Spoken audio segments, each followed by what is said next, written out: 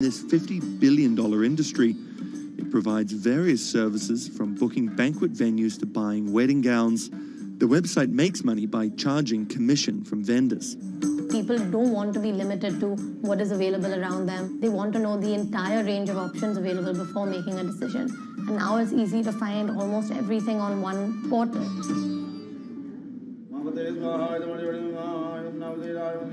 Anshu and Sumit are officially married in a ritual that has gone on for thousands of years, but their love started in a very new way. Technologies might be changing the way couples meet, date, and get married in India, but they're definitely not changing everything. The technology was only the first level help that we could get to find each other. Everything else was like very humanly and emotions and feelings there.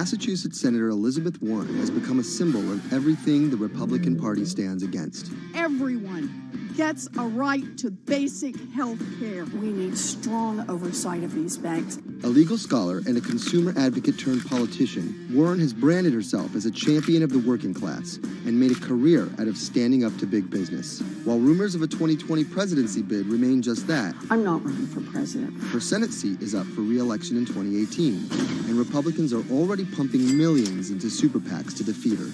This is the story of how a law professor and politician came to be seen as the biggest threat to Republican values and the greatest hope for progressive America. Elizabeth Warren was born Elizabeth Ann Herron, the youngest of 3 siblings, on June 22, 1949 in Oklahoma City to middle-class parents. After waiting tables to help her family pay the bills, Warren became a star on the high school debate team. She landed a scholarship to George Washington University at the age of 16, but 2 years later dropped out to marry her high school sweetheart, Jim Warren.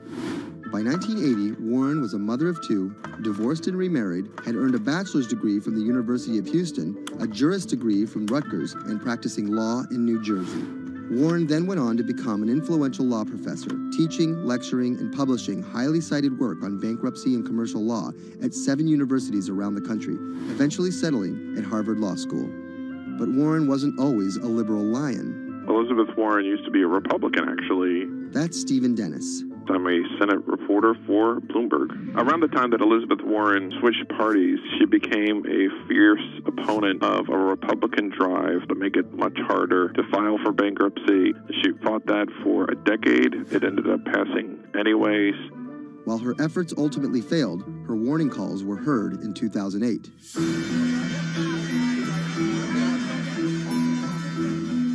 We're in the midst of a serious financial crisis.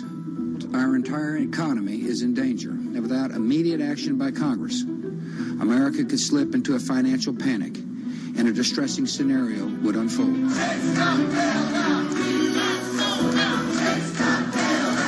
Professor Warren was tapped to help with oversight in the government bailout.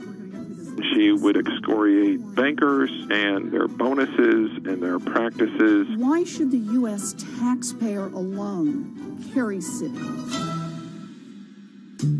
She proposed a series of tough regulations, which became the basis for much of the Dodd-Frank financial law that we have today.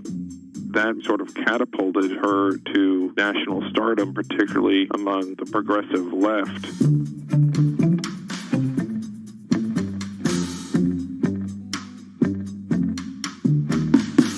Encouraged by her newfound notoriety, Warren declared her bid for the U.S. Senate on September 14, 2011.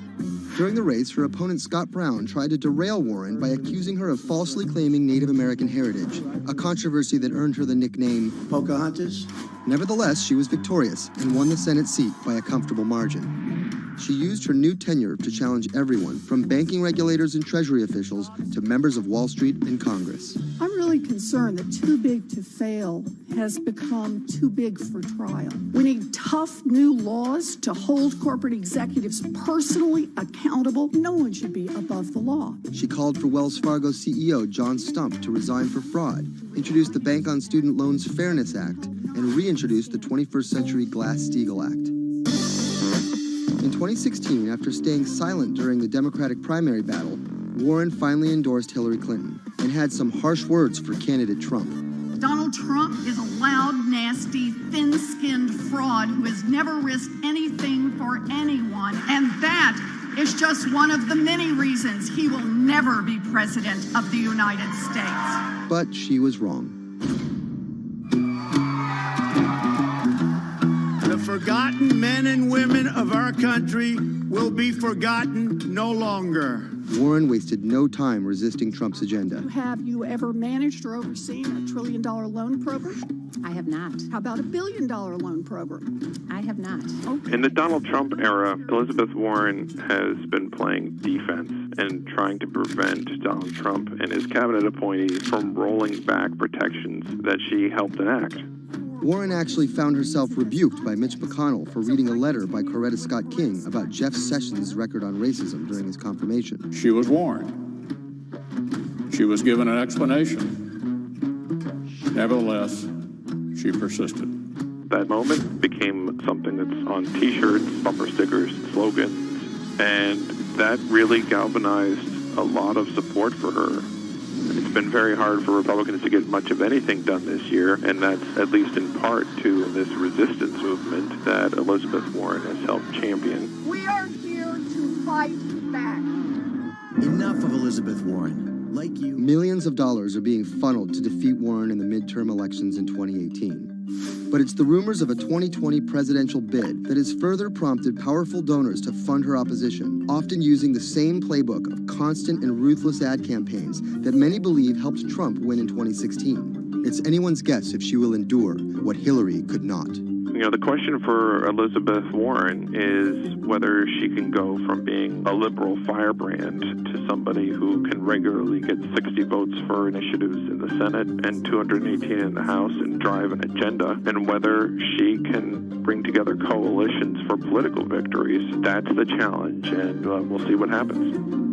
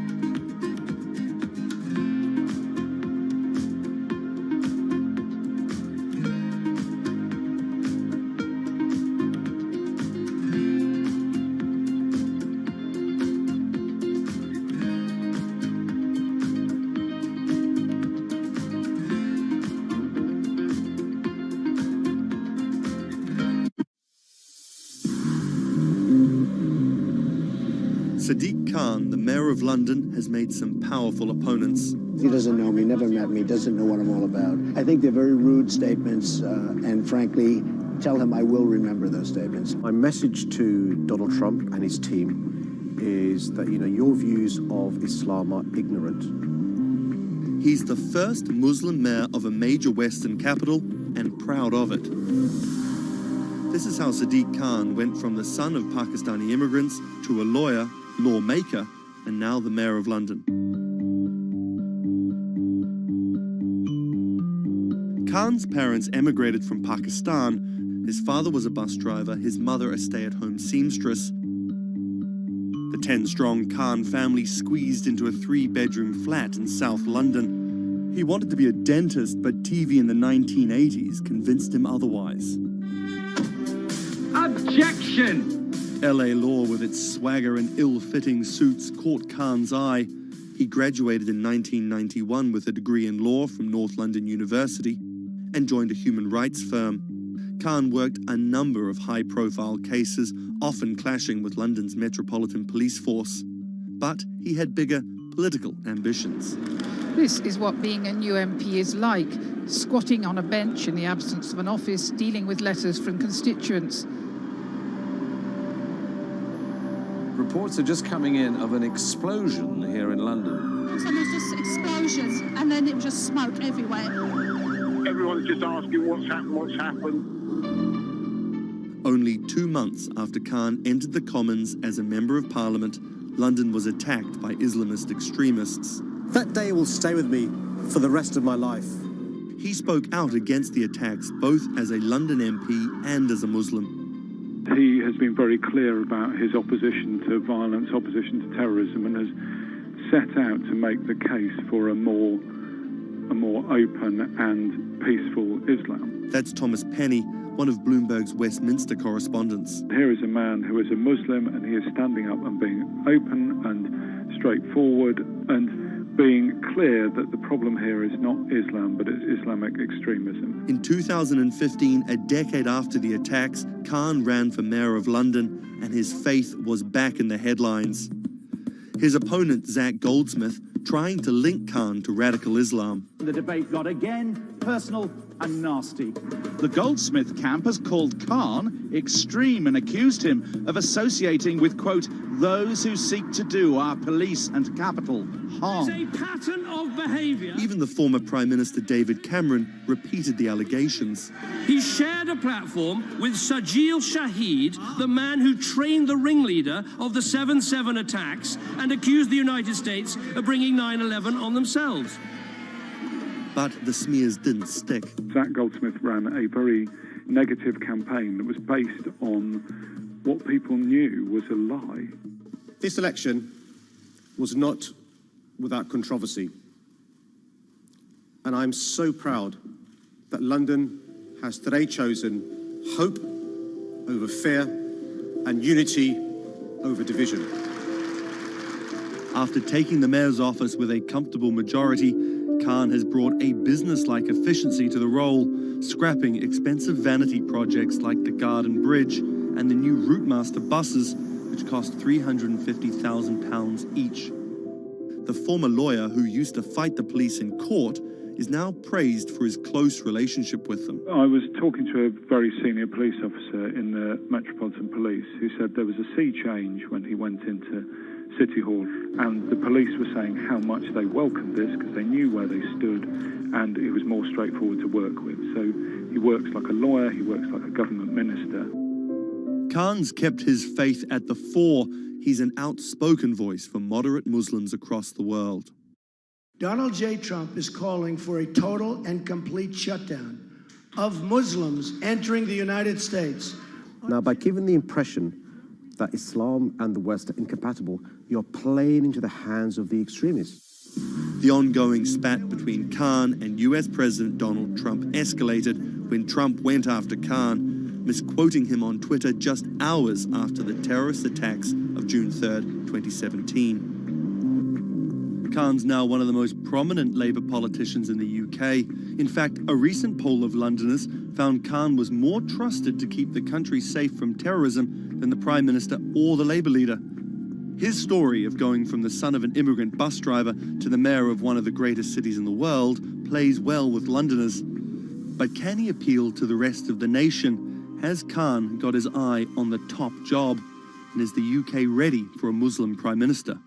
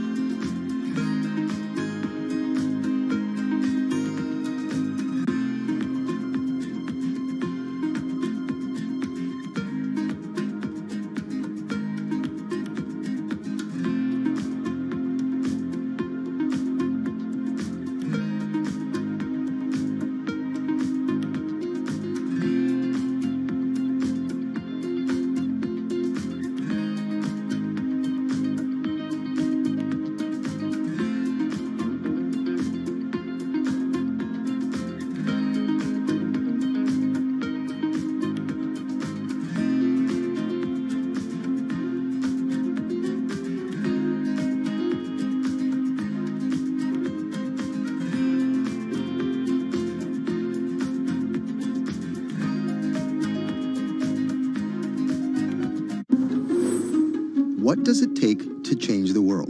A big army? A cure to a pandemic? A revolution? All of these take either a lot of people, thousands of hours, or massive amounts of space. But for Julian Assange, all he needs is one room, an internet connection, and the world will listen. Assange is located here, and more specifically, right here. And from that location, he's posted government secrets, classified documents, and leaked emails from some of the world's most powerful people.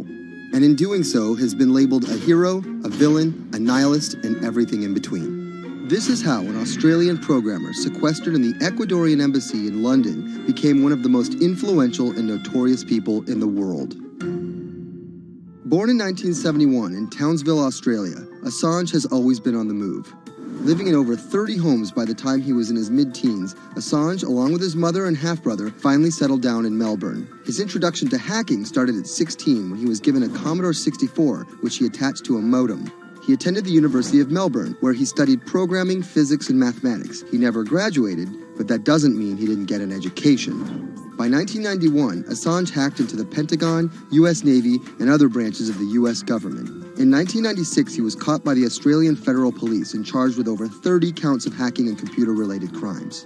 He didn't get any jail time, but he was fined $2,100. I think the first taste of what would come later was the hacking that he did as a young programmer, and that really sort of foreshadowed a healthy skepticism of the use and abuse of technology by governments. That's Vernon Silver. I'm a reporter for Bloomberg's investigations team. Assange's youth as a hacker laid the foundation for him to start WikiLeaks in 2006. But what is WikiLeaks? It's a website that posts unfiltered, usually classified documents. What separates it from every other media outlet is that they have no editorial hierarchy. With a publication like the New York Times, information comes in, they take that information, package it, then disseminate it for the public to see. WikiLeaks, however, cuts out the middleman. WikiLeaks gathers information, most of it given to them anonymously. So what they're doing is really very simple. They get the information in one end from who gives it to them and out the other with sometimes minimal interference. Julian Assange is the leader of that, the mastermind, the creator, and really, because he thinks of it as a journalistic enterprise, the editor-in-chief. But every story starts with a source, and Assange has some unconventional sources. Julian Assange does not hack as far as we know. He is the recipient of people who are either insiders who give him secret documents or hacked emails from a foreign power. That's Eli Lake. I am a columnist for Bloomberg. And there was no source bigger for Assange than Chelsea Manning. He used to be known as U.S. soldier Bradley Manning. In 2010, Manning provided Assange and WikiLeaks with hundreds of thousands of leaked government documents. WikiLeaks quietly began releasing the documents in February of 2010, then made big headlines in April by posting what is now known as the Collateral murder video. Come on, fire! It was a vivid, graphic video. It changed the debate on the Iraq War, and importantly, it put WikiLeaks on the map when they put it online, and they couldn't be ignored at that point. And those leaks were just the beginning. They went on to post more than 90,000 leaked documents known as the Afghan war logs, 390,000 documents known as the Iraq war logs, and 250,000 private messages between diplomats called cables in what is now known as Cablegate. These leaks were met with very real ethical questions. The problem with publishing those cables was that a number of confidential sources for U.S. diplomats who faced real danger when their names were exposed. Then Secretary of State Hillary Clinton drove the point home that every country, including the United States, must be able to have candid conversations about the people and nations with whom they deal. Shortly after Cablegate, the Swedish government issued an arrest warrant for Assange on allegations of rape and molestation. He claimed the allegations were fabricated to get him extradited to the United States, a claim the U.S. government denied. Either way, Assange's next move was to seek refuge in the Ecuadorian embassy, which really was the beginning of the new chapter in his life and what we're dealing with now, which is him being stuck in London. What was supposed to be an office in an embassy is now Assange's self-imposed prison to this very day. But that doesn't mean he's slowed down. Since being trapped at the embassy, WikiLeaks has released files about Guantanamo Bay prisoners, Syrian political figures, and the draft to the Trans-Pacific Partnership. And then came the 2016 U.S. election.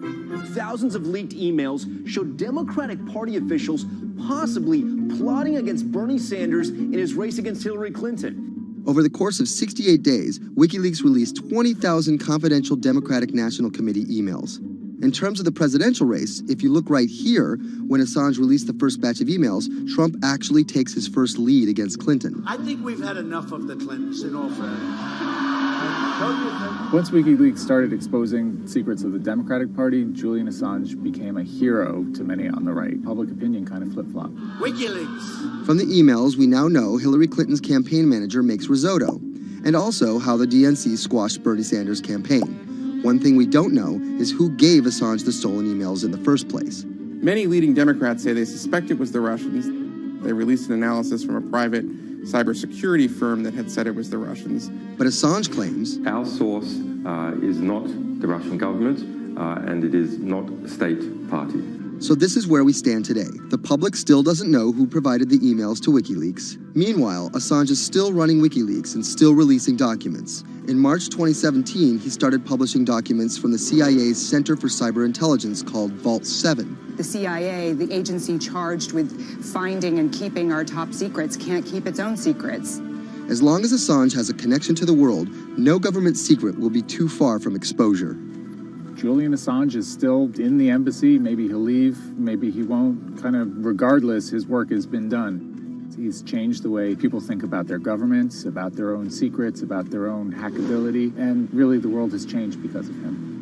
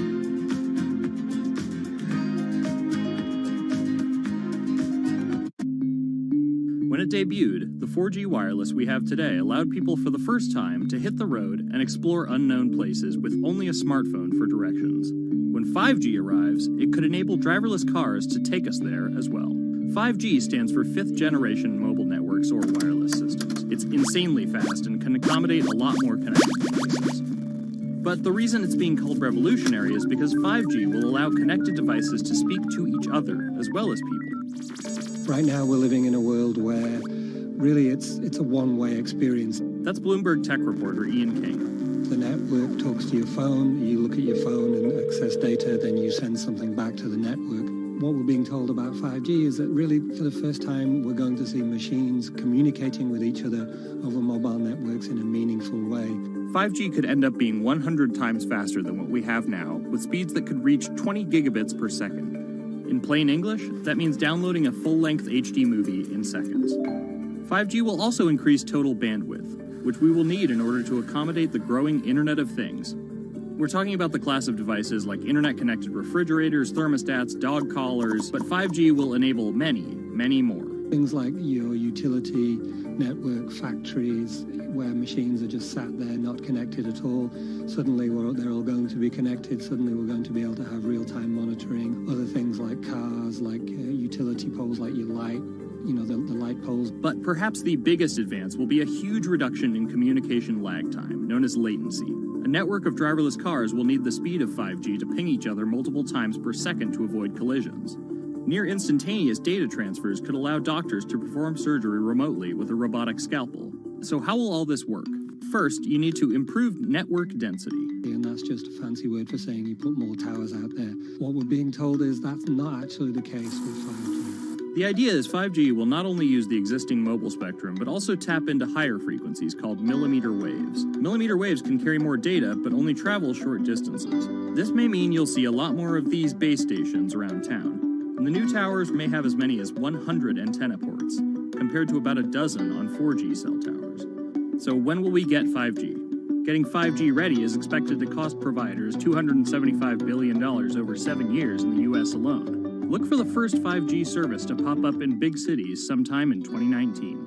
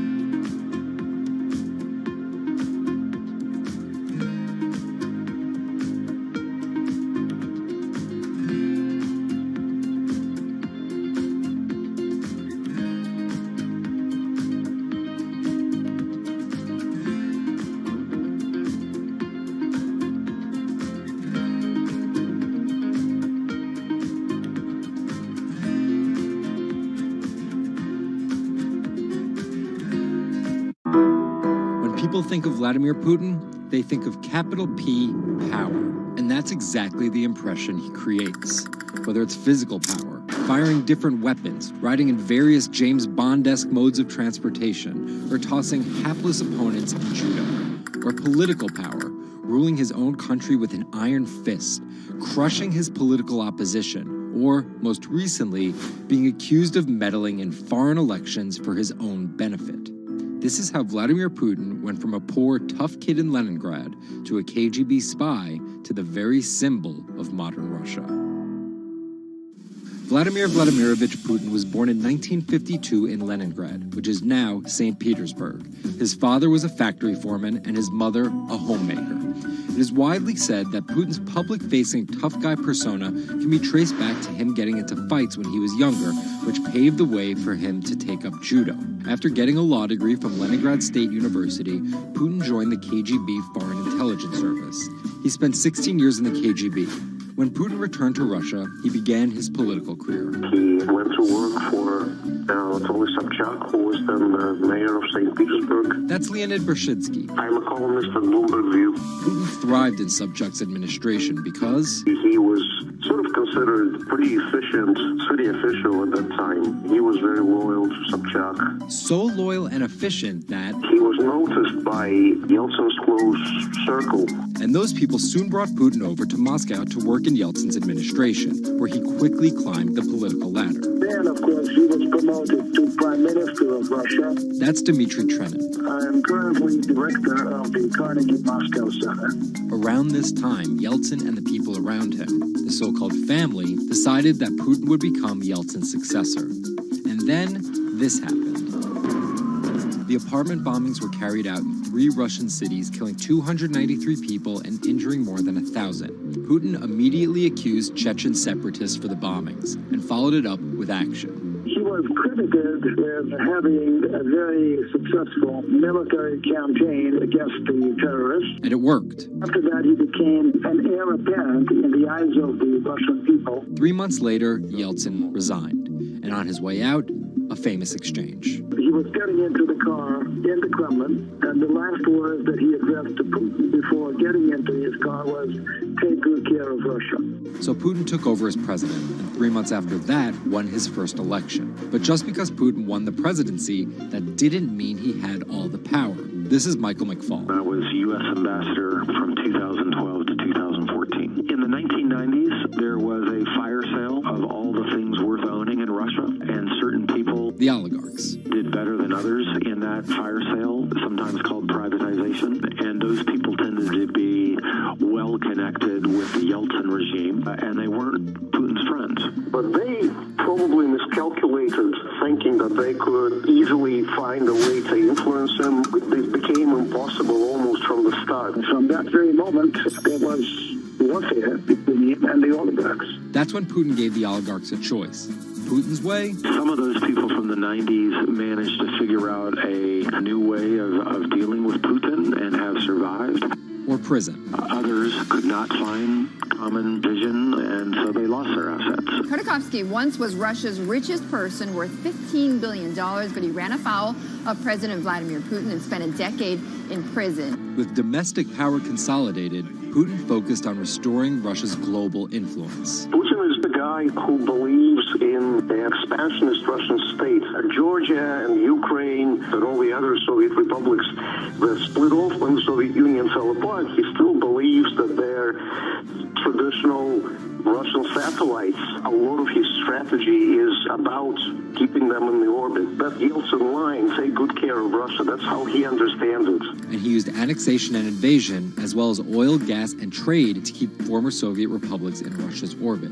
In 2008, Putin's 2 terms were up, and he decided to step down as president. Dmitry Medvedev stepped in as president, and Putin went back to prime minister. But really, Putin never left power. He pretty much continued running the country, and Medvedev was a bit of a figurehead. There was actually a period of cooperation between Russia and the U.S. that benefited both countries during Medvedev's presidency. Because Medvedev did not have the same negative attitude towards the West as Putin did. But when Putin came back to run for a 3rd term, in the lead up to the 2012 election, it was widely believed that both the presidential and parliamentary elections were rigged, and Russians took to the streets.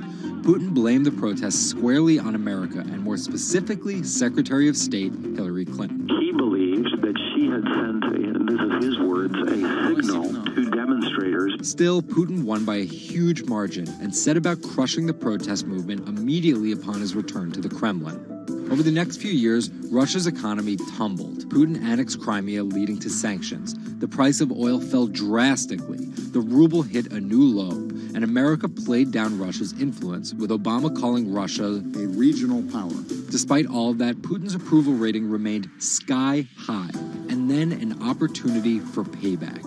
I think I'd get along very well with Vladimir Putin. In 2016, there was one candidate who called Vladimir Putin very smart. Trump exhibited tolerance towards Putin's actions annexing Crimea, and similar views on NATO and sanctions. Secretary Clinton didn't support any of those views. Even though Putin denies any wrongdoing, U.S. elections. Yes. the U.S. has accused Russia of being behind the leaking of 20,000 Democratic National Committee emails, which many say helped Trump beat Hillary Clinton in the presidential election. Which leaves us here, with the possibility of a President Putin until 2024, positioning Russia to be the world power he always imagined it should be.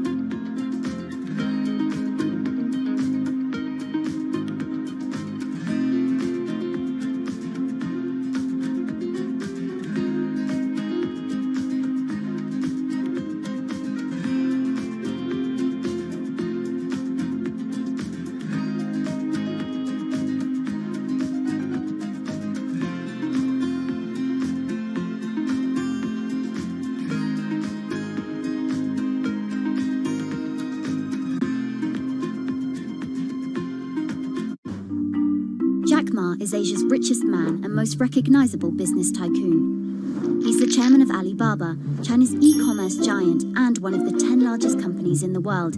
Yet he still wants more. We know where we're going. We want to be the 5th largest economy. Big words from the man some call Asia's Jeff Bezos. He's confident, he's charismatic, and he's definitely not the average CEO.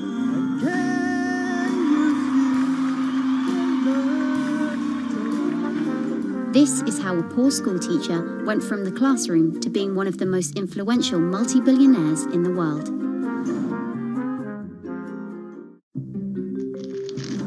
Ma was born in China's southeastern city Hangzhou in 1964. His parents were traditional musician storytellers. As a teenager, he started to learn English from foreign tourists after China opened up in the late 1970s.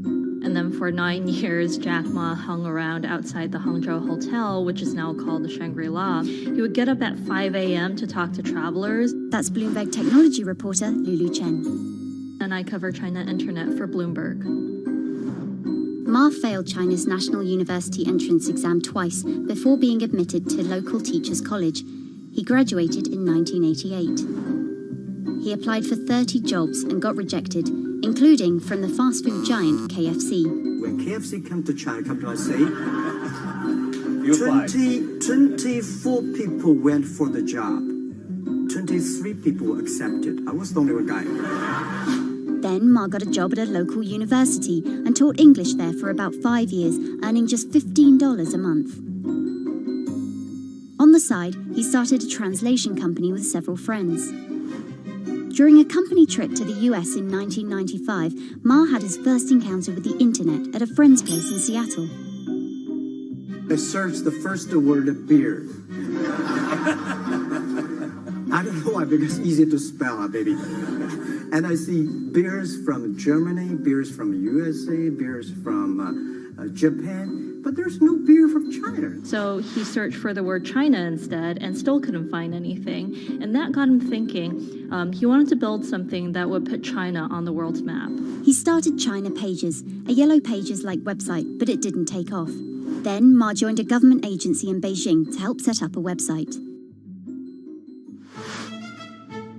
By 1999, the internet stock boom had gripped Wall Street, and back in his Hangzhou apartment, Ma decided to try again.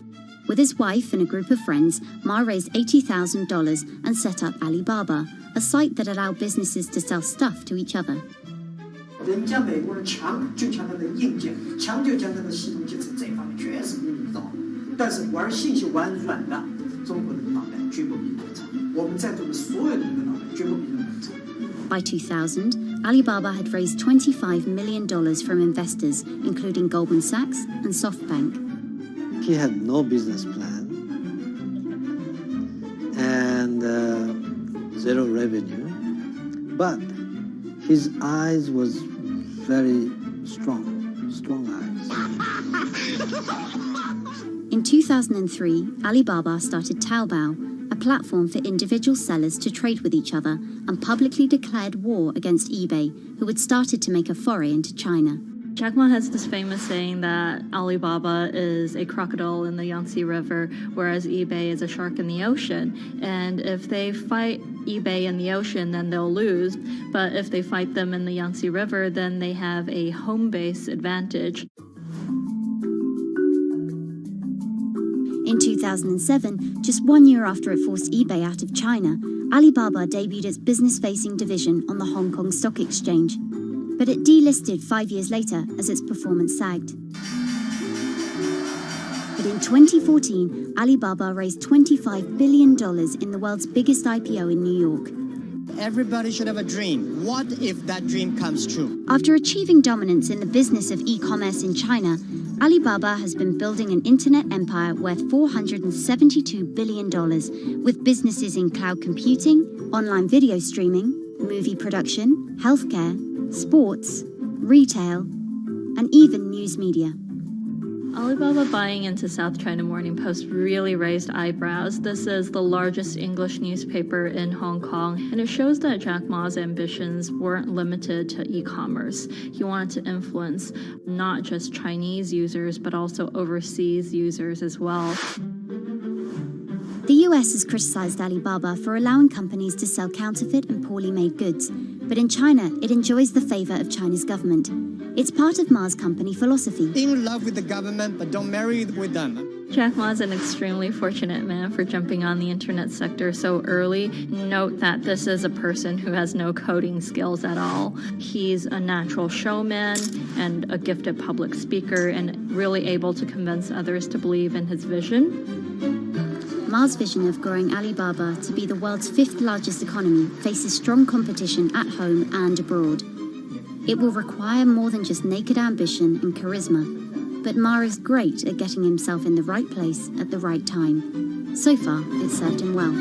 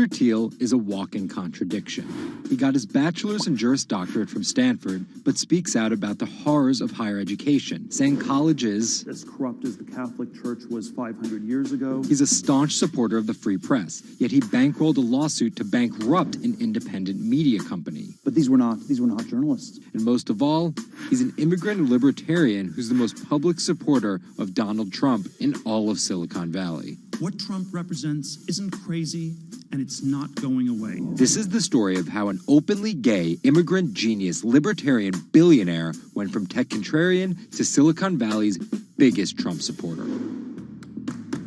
Peter Thiel was born on October 11, 1967 in Frankfurt, West Germany, to Suzanne and Klaus Thiel. Peter's family emigrated to Cleveland, Ohio when he was 1. An Ayn Rand devotee during his youth, Thiel attended Stanford University majoring in philosophy.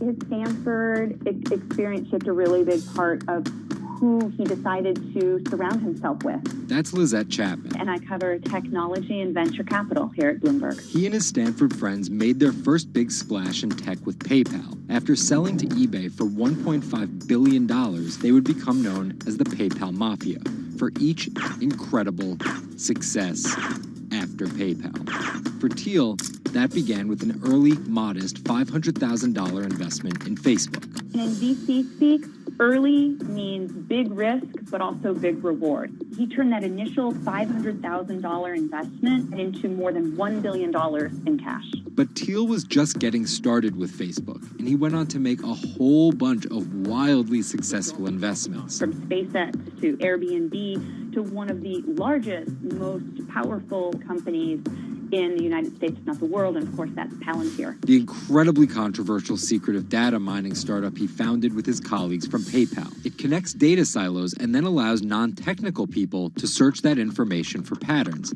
Data like financial information, feeds from video cameras, biometric details, passport information, flight manifest. Palantir doesn't talk much about how they collect this data, who has access to it, or what they do with it. But they have contracts with the Department of Homeland Security and the CIA and the Department of Justice and the Securities and Exchange Commission and several other federal agencies. It's the richest company you've never heard of, valued at $20 billion. But there are plenty of obscenely wealthy people in Silicon Valley. What makes him different... He's a complex ball of multiple contradictions. Take college, for example. Even though college was extremely important for Thiel, there's something called the Thiel Fellowship. In exchange for dropping out and a promise not to pursue college, Thiel would give them $100,000 each. You basically tell people that if you get a diploma, you're saved. Otherwise you go to hell. You go to Yale or you go to jail. Also, his relationship with the press. Here's another contradiction. He's donated to free press initiatives, including the Committee to Protect Journalists. But he also secretly spent tens of millions of dollars bankrolling a lawsuit filed by Hulk Hogan over the publication of a sex tape and bankrupting the independently run Gawker Media. Why did he do this? Because in 2007, one of Gawker Media's blogs, ValueAg, outed him as gay. And with the lawsuit, he found an opportunity to get back at them by funding the lawsuit that Hulk Hogan was able to bring then, but he wouldn't have been able to do that without Thiel's money. And finally, Thiel's biggest contradiction, his endorsement of Donald Trump. When he was asked about his support for Trump, he was surprised at the outrage that came with it from many of his colleagues in Silicon Valley. He didn't want more of the establishment. No matter how crazy this election seems, it is less crazy than the condition of our country. After briefly supporting Carly Fiorina in the primaries, Thiel pivoted to Trump, donating $1.25 million to Trump and his associated super PACs in October 2016. And he didn't just help Trump financially. He gave a full-throated keynote speech supporting Trump at the Republican National Convention. I'm not a politician, but neither is Donald Trump. He is a builder, and it's time to rebuild America. And when Trump was finally elected, Thiel was given the reins to an enormous amount of power. And I want to thank you, man. You have a very special guy. He was named the transitional advisor. And in that role, he did a lot of interviewing and a lot of vetting to fill hundreds of cabinet positions and different jobs within the administration. But it turns out Thiel's support isn't unconditional. Talking to people who spend time with him, I have also heard that he is no longer a great supporter of Trump. It was reported that Thiel was unhappy with the direction of Trump's presidency. Ever since, he's been mum, making no public appearances, no statements, and staying out of the spotlight altogether. Although there have been suggestions that Trump could tap Thiel for a top intelligence post or ambassadorship, there's no indication he'd accept. He's described his relationship with politics as schizophrenic. He gets really involved, and then he runs away as fast as possible. Whether Thiel takes a new position or simply continues as a board director at Facebook and Palantir, at just 50 years old, he's primed to wield some serious influence in technology and politics for decades to come.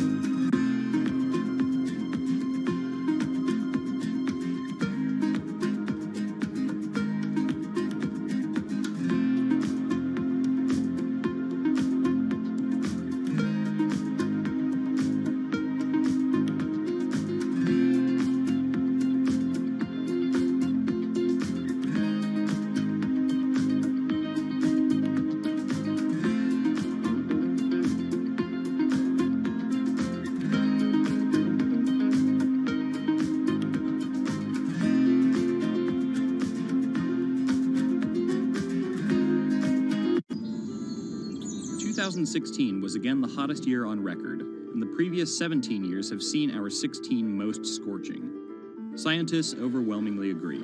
Global warming is the culprit. And it's just getting started. Ice caps, extreme weather, wildfires, droughts, and the hits keep coming. What are we doing about it? In 2015, the world took its boldest step yet to stem climate change with a historic accord in Paris. But now comes the hard part. Nations must change energy policies and invest huge amounts of money, and they will likely do it without the United States. President Donald Trump announced on June 1st that the U.S. would withdraw from the accord. The reality is that withdrawing is in America's economic interest and won't matter much to the climate. Here's the situation. Decades in the making, the Paris Agreement united the U.S., China, and more than 190 other nations in a push to limit fossil fuel pollution. The The UN-sponsored plan secured pledges to cut greenhouse gases, the emissions that trap heat in the Earth's atmosphere, in an effort to avoid the rising seas and other environmental disasters that climate models predict. But even if all pledges are met, the globe is expected to warm by as much as 3.4 degrees Celsius this century, more than the UN target of well below 2 degrees. Meeting the Paris Agreement means that governments will have to offer more incentives for clean energy, scale back support for fossil fuels, make emissions more costly, and reduce deforestation. It's estimated that the deal will require $13.5 trillion of spending through 2030. Here's the argument. Unlike past climate pacts such as the Kyoto Protocol, each country set its own Paris targets and then promised to revisit and improve them. The U.S. was primed to play a lead role in climate change, but Trump's Energy Independence Executive Order reverses Obama-era rules and directives put in place to combat climate change, and expands production of coal, the dirtiest fossil fuel. The resulting policies threaten the global fight against climate change. Without the U.S. commitment to emissions reduction, other countries may join it in abandoning the Paris Agreement. This could make it almost impossible and even more expensive down the line to stop climate change. Optimists argue that the shift to a lower carbon future is already underway. Businesses, cities, and U.S. states, such as California, are already investing in wind and solar and taking other steps to make it work. I've actually been called an environmentalist, if you can believe that.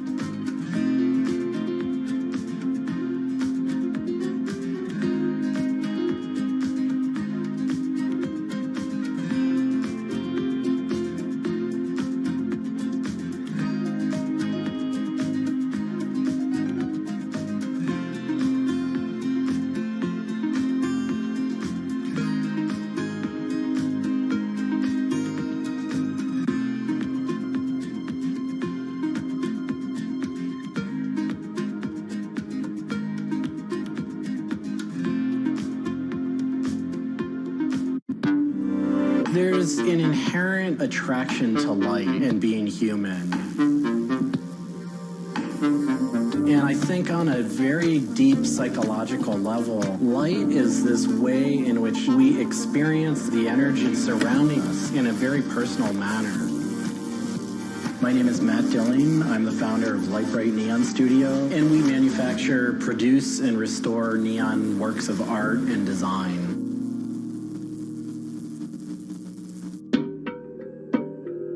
origins of the creative content of a lot of the work at Lightbright comes from a variety of sources. Sometimes people come with a napkin sketch. Some people come with an Adobe Illustrator file. And we have a whole design team who then we kind of work together to help create layouts of what it might look like. Scale it up and create a paper template using a pen plotter. And that paper template actually becomes our guide for what we're going to bend the neon to.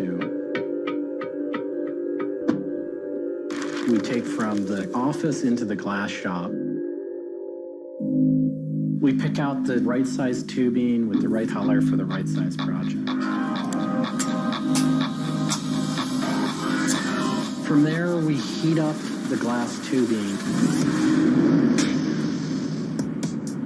The torches heat the glass well in excess of 1,000 degrees in order for it to get into its molten state. We heat up and bend the glass tubing to match the template. One of our chandeliers has over 100 different bends in it. So each one of those bends has to be marked for a heated up bend. We also have to allow the glass to cool between the bends so that the next area can be worked on and heated up in its own unique fashion. It turns into spaghetti, and then we have to make sure that that spaghetti lines back up and cools to the template. We use a blow hose to connect our mouth to the tube, create a volume that's closed, and we can control the pressure in there with our mouth. There's just a variety of challenges that come up inherently in working with glass. Glass can crack due to stress, and sometimes you'll just have a batch that all it wants to do when it gets near a torch is crack.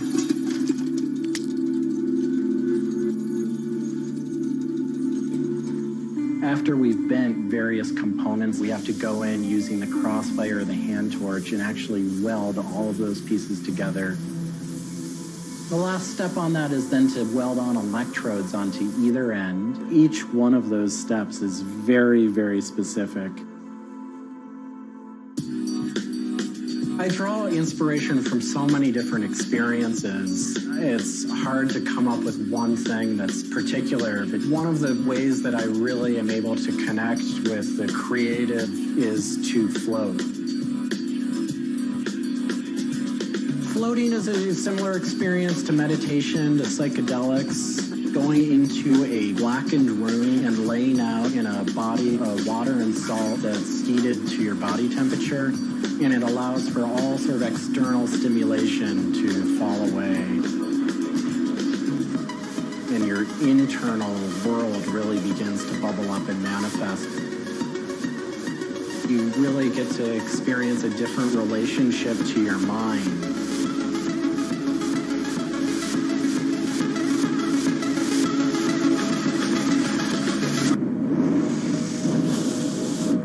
I work with neon because I can't not work with it. It's so challenging and so rewarding. And those things are so intertwined that there's no way of separating it out. I've learned so much and continue to learn so much by working with it. I find so much inspiration in working with it, and I just continue to experience new and different things through the medium. It's that close to me at this point.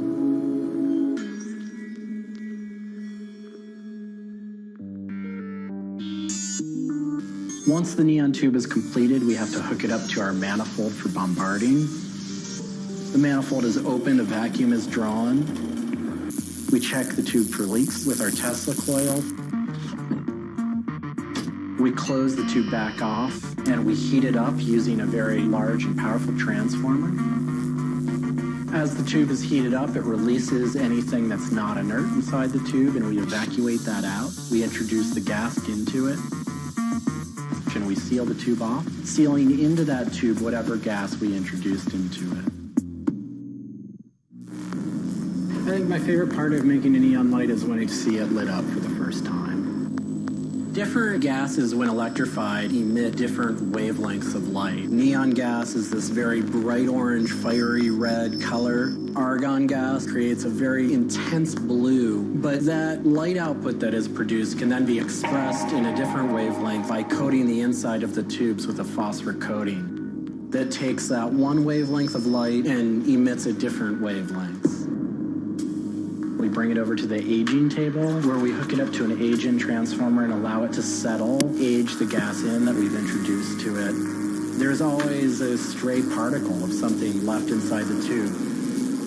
But that time that the oxide coating can act to scrub whatever is left inside the tube while things are getting settled into place.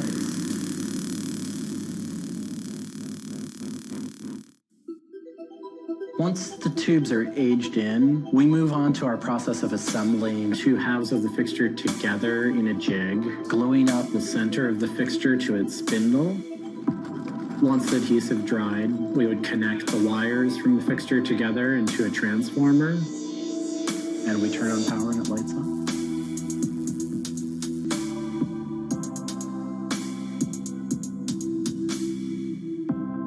Part of what we love about what we do here is that we try and put out into the world the kind of things that we'd like to see.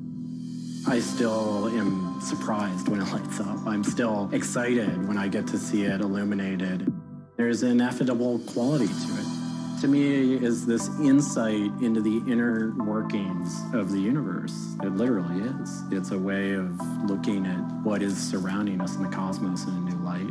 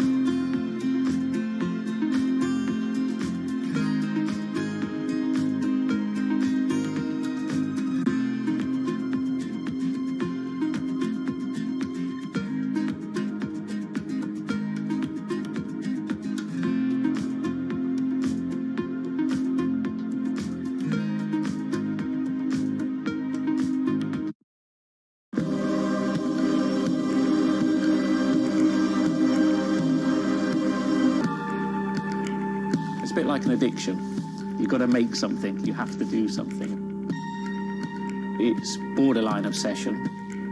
And every bike we build is my favourite bike at the time, and as soon as it's done, I want to build another one.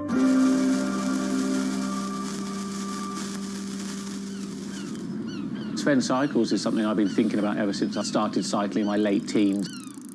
We want bikes that ultimately you'll really enjoy riding. There's never a bike that's the same. There's always a slight change. And as we build them individually as well, they have the marks of a bike that's built by hand. Most people I know cycle have an idea of their dream bicycle. And it may be an evolving idea you've had in your head. And we've worked with a lot of people that have come to us with sketches and scrapbooks. It's really, really nice to build something that's just one-off and unique. I think a lot of people see a bicycle as two wheels and a frame in the middle.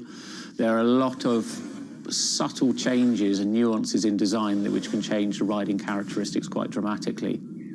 I'm a really big fan of modernist architecture, and the simplicity of a modernist building is really hard to achieve. And with some of our bikes, they may look very simple, but I think people should not underestimate the time and effort that goes into designing a product.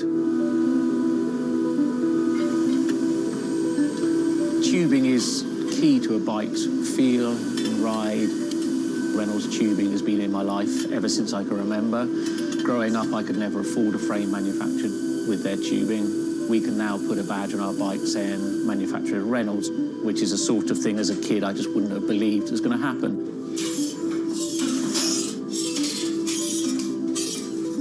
Every part of the bike has a specific tube. It's not universal. The first thing we do is get the tubes out, check they're correct, check the wall thicknesses, sand the edges, make sure it's all really clean, because if it's not clean, the tubes won't join together correctly. We build in steel because I still believe it's one of the best materials to use.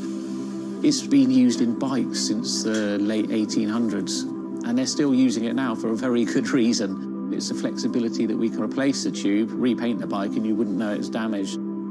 I just like working with it. It's very sculptural.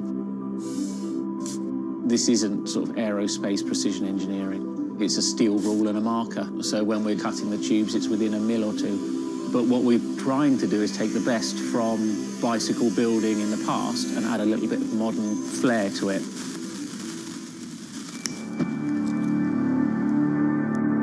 There's various techniques for building bicycles. We do a thing called fillet brazing, where you connect the pipe together. We use a bronze rod and a flame. We heat the tubes up to the same temperature and we fill the joint with bronze.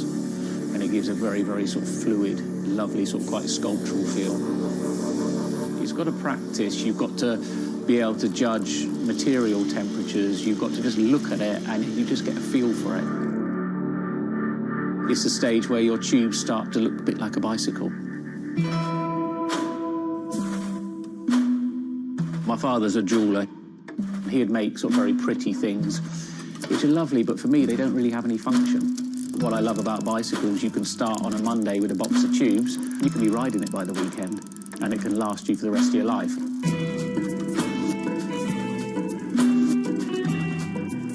Outside of the frame and forks, the other most important part is the wheels and tyres. When you build the wheels, you have to lace them, so there's little holes going all the way around the rim. You poke the spoke through. We do build all our wheels by hand here because a machine can't get 30 years worth of wheel building experience. Colour is very, very personal. With any of our bikes, you can have them painted whatever colour you want. We've matched one to the teapot, so we can get that scanned and we can match that, or someone's favourite item of clothing. I like to let the bike sit for 4 or 5 days minimum, just so the paint can have time to cure a little bit, and then we assemble it.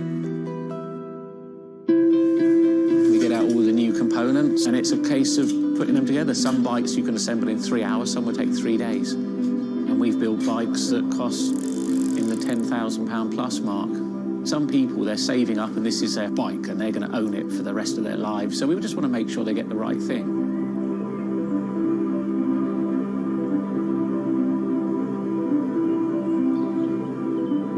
I think the bike for me was the first time I had some freedom. So as soon as I had one, I was off. A lot of people still get that thrill as when they were a kid blasting down a hill, wind going through their hair.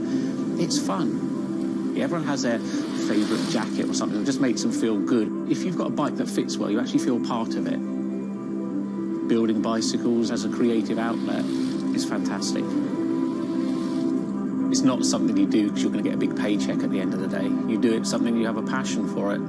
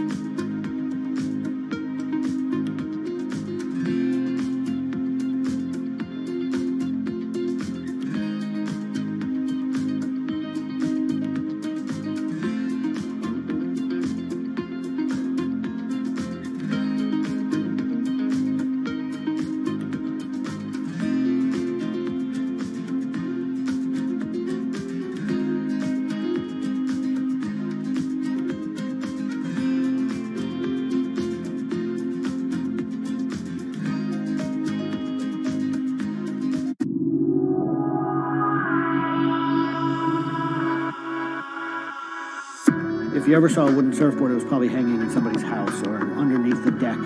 But kind of in the last 10 or 15 years, wood has made a big comeback. They surf wonderfully. It's beautiful and it feels great to be on one of them.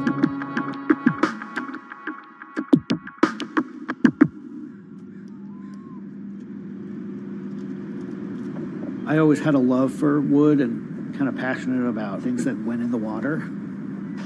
I've kind of been around wooden boats most of my life. There's just so much character.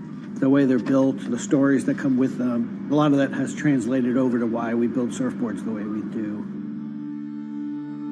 When we first started thinking about building surfboards, wood was the natural material we chose. They have a very high strength to weight ratio. Wooden surfboards have the longest history of use in the surf world than any other material.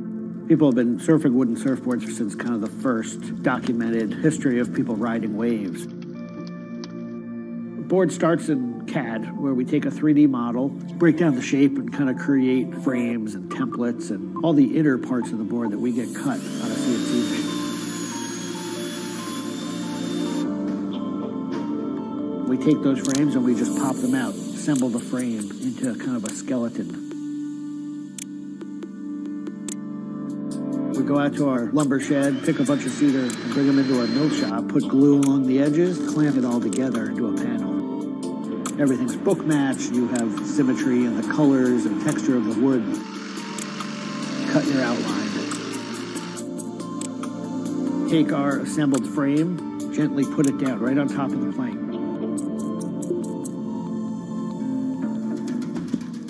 Once that foundation is started, you're basically building up the three-dimensional shape, the outside part of the board, using lots of strips that kind of interlock and fit together.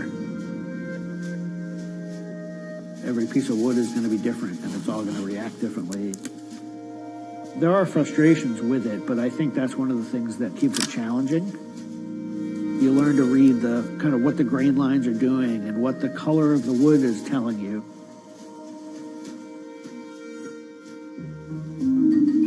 Once those rails are cleaned up, we put our top planks on. It's a little bit like putting a lid on a box. It's like, this is it. Whatever's inside that board is staying inside that board. And by tensioning some rope, you can clamp the two together. It's like a time capsule.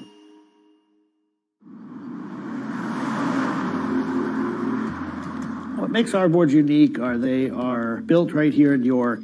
They're built using material that grows right here in the state of Maine. They're built 100% by hand by local craftspeople and surfers. There's a lot of time that goes into these boards, between 40 and 60 hours, start to finish. We wanted to build surfboards that were as hollow as they could be, but still be strong enough to work well. Too light and they don't surf well, but too heavy and they don't surf well. So there's a balance point there, and that's where we try to be.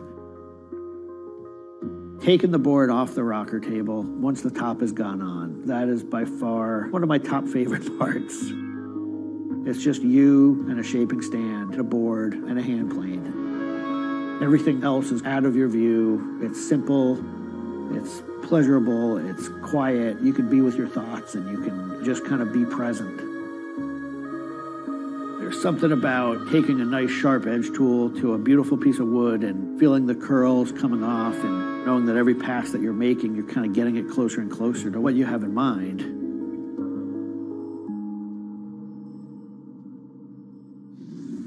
Once we've shaped it down and the board's looking like it's supposed to look like, it's time for it to go into the glassing room. 4-ounce fiberglass, laying it over the board, draping it over the edges, cutting it, applying epoxy, and on the board. Once both sides are lamb coated, it's time to put in the hardware. Drill and router and install the fin box. And on the other side, we drill and put in the leash plug and a vent.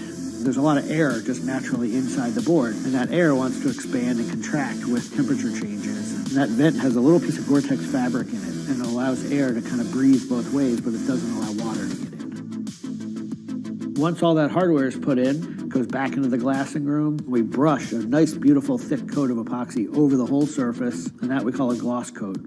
That's supposed to look beautiful and glossy and shiny and flawless. You get to see that board come to life. Whatever the colors in the wood, they really come out. It just makes it look like candy. You just want to touch it and run your hands down it, and it's just kind of the icing on the cake.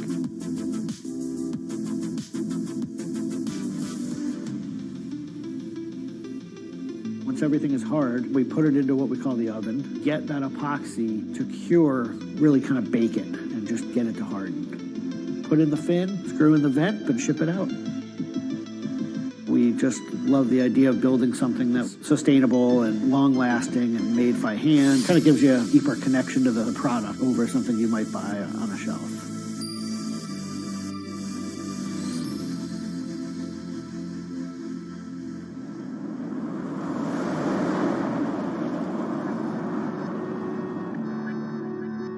When a customer gets the board, they feel it. They 100% feel the amount of work and the amount of passion that went into the board. So I'm not really looking at hours and efficiency. We're looking at like doing it right and enjoying it as we go.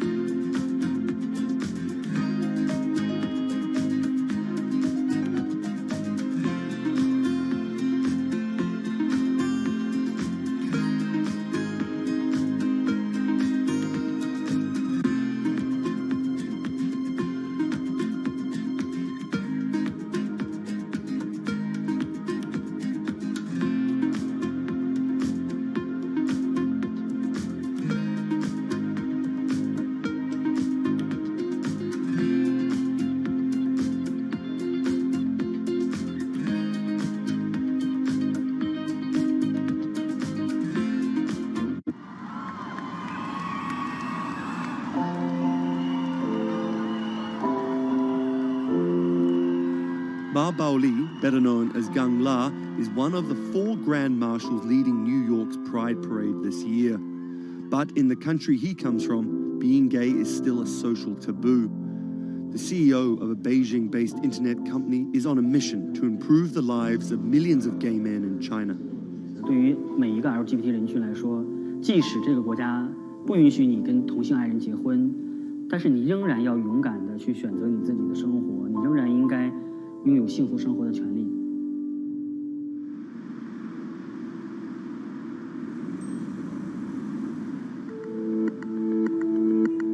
Ma's company Blue City runs an app and a website specifically for gay men. Blued is one of the biggest gay social networking apps in the world, with an estimated 30 million registered users. Unlike most other apps, Blued is more than just dating or hookups. 大家可以在我们这个软件里面找他自己的情感，然后可以阅读相关的内容，然后可以进行一些娱乐，比如玩游戏啊，比如看直播啊等等。Back in 2000, when Ma studied at a police school in northern China, he realized he didn't feel like everyone else. 因为他们都找女朋友，然后谈恋爱，但是我对长得好看的同性的男生，我反而觉得对我更有吸引力。所以那个时候我就到互联网上去找这样的一些资料，然后希望能够告诉我自己我到底是谁。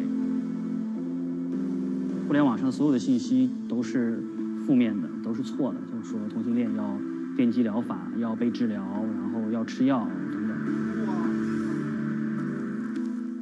After visiting some foreign websites with different attitudes to homosexuality, Ma created his own site for a Chinese audience, encouraging people that 他们也是正常的，他们不用自卑，然后也不用自杀。Even though attitudes towards homosexuals are slowly changing in China, it's still a social stigma. The virtual world of Blued, where members can be open about their sexuality, is for most a striking contrast to their real lives. This is live streaming, a function added to Blued in late 2015, right as the internet craze was starting to take off in China. Many self-made stars like Jin make decent amounts of money by receiving audiences' virtual currencies and gifts. 我们不是彼此的初恋，初恋这种事儿多不靠谱啊。For Kyle and Klaus, a couple who have come out, live streaming on Blued means something different. 其实我经常会收到很多粉丝的一些互动的留言，就是类似就是说你们让我们看到了同志情侣之间的一些希望啊，我看到这样的留言我是很欣慰的。The government's rules for acceptable content online may shift quickly in China, with LGBT material in a grey area. Many companies feel the chill of the recent internet crackdown, but Blue City still runs as usual. Ma has won the Chinese government's trust by helping with HIV prevention among gay men. A third of the company's staff are dedicated to screening pornographic and politically sensitive content. 我不太多的愿意去对抗，我更多的愿意去对话，去改变他们的想法。我觉得这个可能在中国来说是更有效的。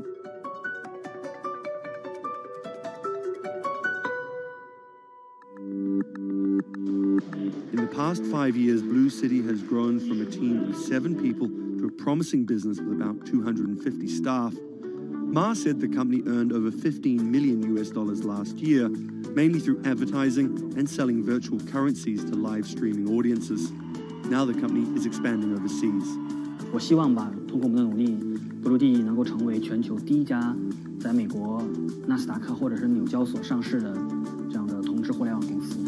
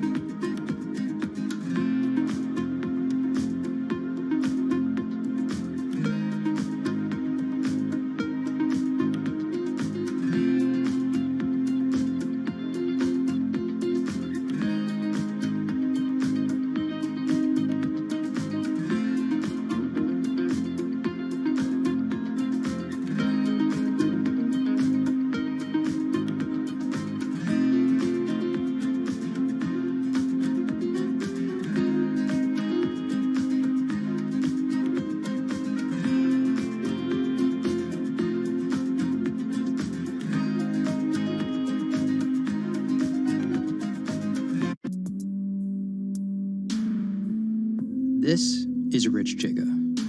He's a Chinese rapper by way of Indonesia, and he's very popular on the internet. This is Joji. He's a Japanese-Australian singer, and he's also very popular on the internet.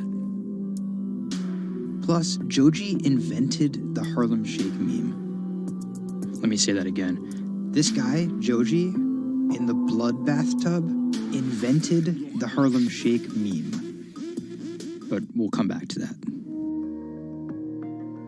So Rich and Joji are both signed to 88 Rising, an entertainment company hoping to build a lasting global brand that will outlive singular moments of virality. They primarily create content combining Asian culture and hip-hop, a formula that apparently pleases the internet gods greatly.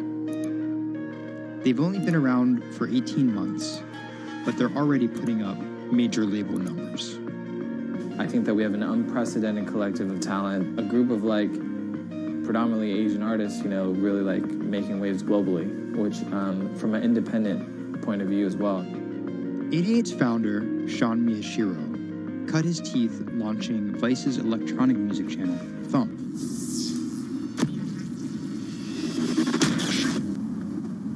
But quickly, Sean became interested in life beyond dance music. I knew that after launching a whole content platform that I have kind of the ability and the know-how to do it again, but like for what was the question. So Sean moved to the Bronx to start over and figure it out. He couldn't afford an office space, so he worked out of his car at the top of a grimy parking garage.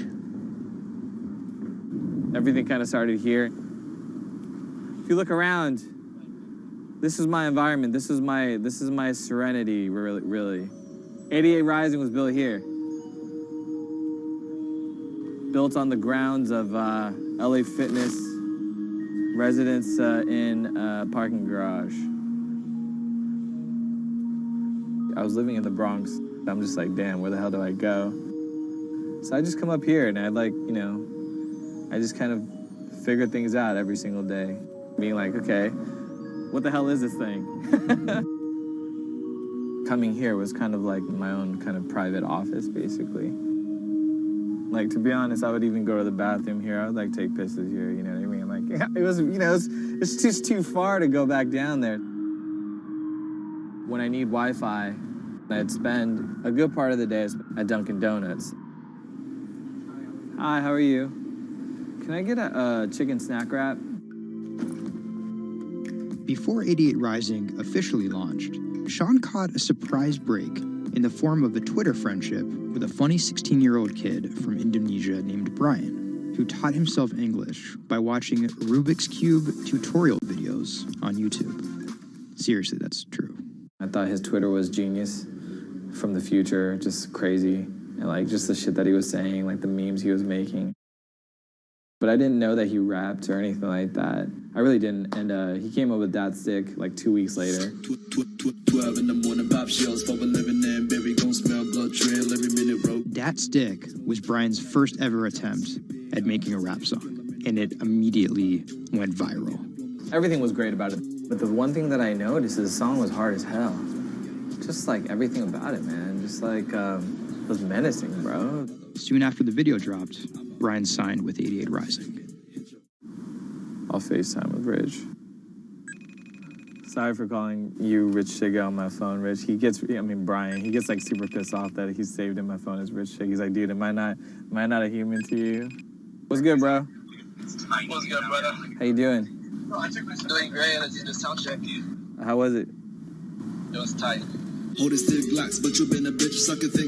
So, Brian could definitely rap, but some viewers understandably took offense at a Chinese kid satirizing rap cliches and calling himself Rich Chiga. But if a group of well-known rappers saw the video and genuinely liked it, that could at least help validate Brian as a legit hip-hop artist. Plus, it could be really funny. It was just kind of an idea that I just had on the spot. Everything that rappers say is better and funnier and smarter and wittier. You know, it's just more entertaining. We just edit it as tight as possible, put it up, and it really worked. Yo, this nigga got a pouch on and a Reebok pouch. This is the hardest nigga of all time. You said when you come for a trigger like me, that was dope. Like, it's just lit, and I think people will take it as a joke at first, but it's like if he ran with that and kept doing more videos like that, it's just lit. You know, I'd never been to America before, and like all of a sudden, just like I see like all the rappers that I listen to just like reacting to my stuff, and I was like, what? How did this happen? The reaction video also went viral, and even led to a remix of Dat Stick featuring Wu-Tang's Ghostface.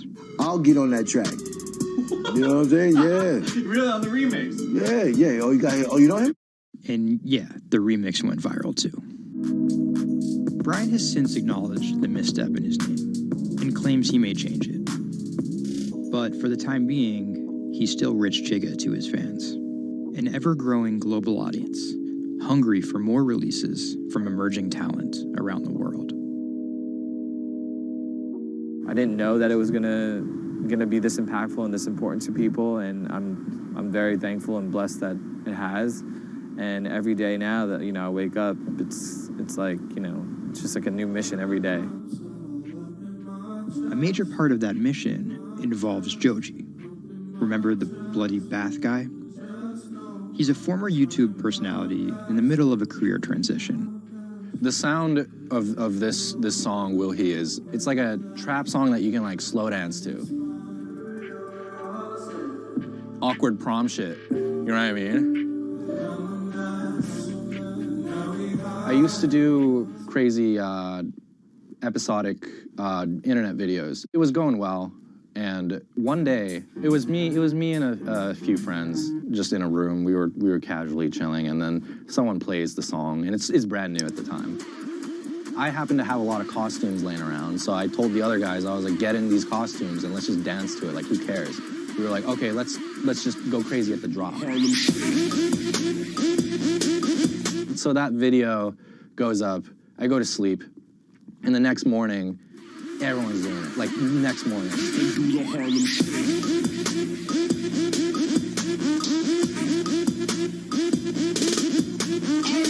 That taught me a lot about the internet, how people want to just be a part of something. And from that point on, something changed, and I was a little better at understanding demographics and people and, what they want to see and what they want to hear.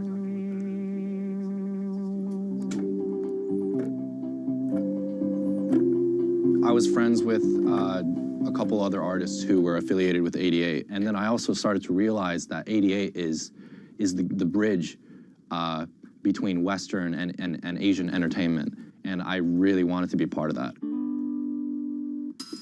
Joji just released the In Tongues EP, his first project as a serious artist.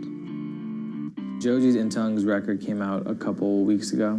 It's #2 on Billboard on the R&B charts, which is crazy for, independent release, and he's like a brand new artist. And the success is even more impressive, knowing he went from creating something like this It's just Taco Bell. What could possibly go wrong? to creating something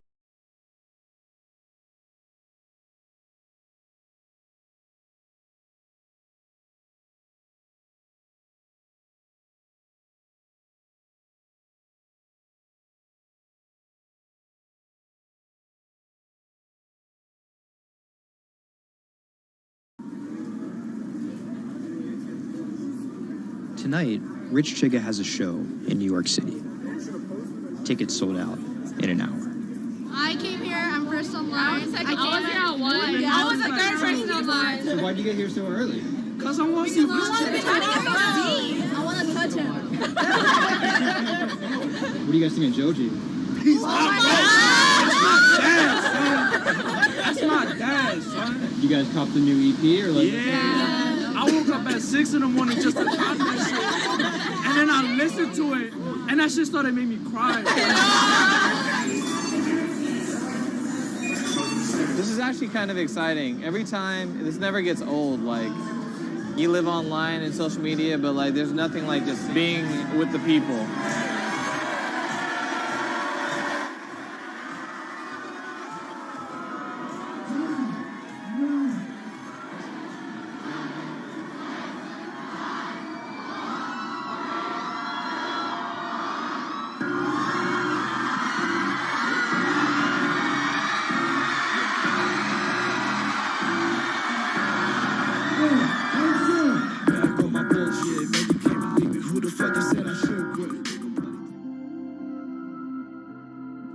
often than not, viral success happens by accident.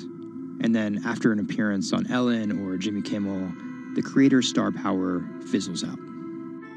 But Idiot Rising has figured out how to turn potential gimmicks into brands with an actual following that keeps coming back for the next thing. Oh, shit!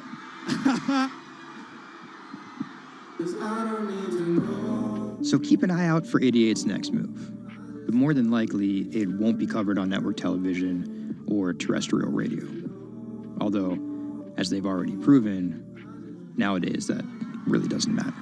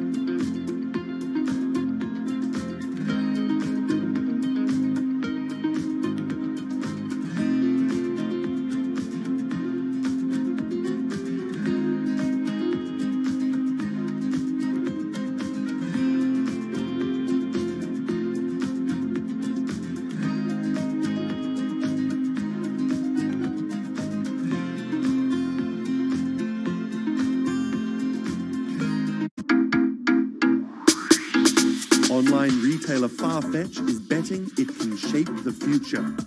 This is its concept store, showcasing the latest in retail tech. How do you capture all of that fantastic information that you gather in store with customers, touch and feel products? And we created a concept called the Connected Rail. And this is using a combination of RFID and ultrasound. The RFID signal recognizes the product, and the ultrasound recognizes the movement. Take the product off, and then you'll start to see your products appear. And essentially, it's like online browsing behavior. Whichever products you touch and pick up in the store are automatically sent to your app. This is effectively what you've created is your in-store wish list. In the middle, you'll see essentially a hologram of the product. What the customer sees, they control the experience on a touch device. What the customer sees, what this allows the customers to do is take elements of products and then add their own style to it.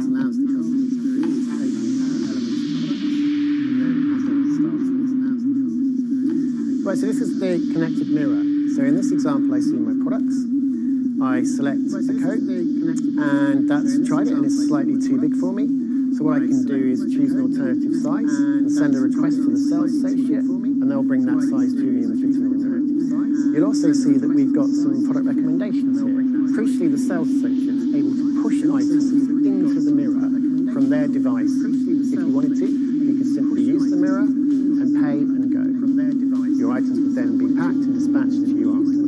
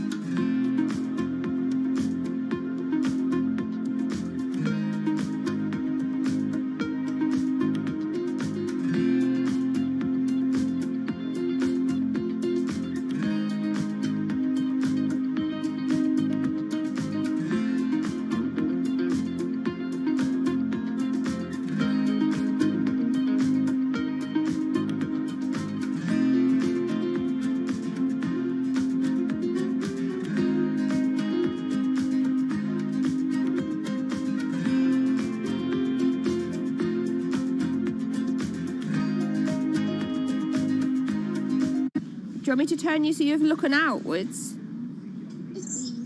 Yes, please. How about there? First time we came out with B, Jade said it feels like I've been released from prison. Do you want these, Mrs? Definitely. Definitely. Right. Yeah. And she could say hello to everybody, people she hadn't seen for months. It's Jade. Oh. So you can talk to Jade through this. Hi, Katie. She's there. Hi.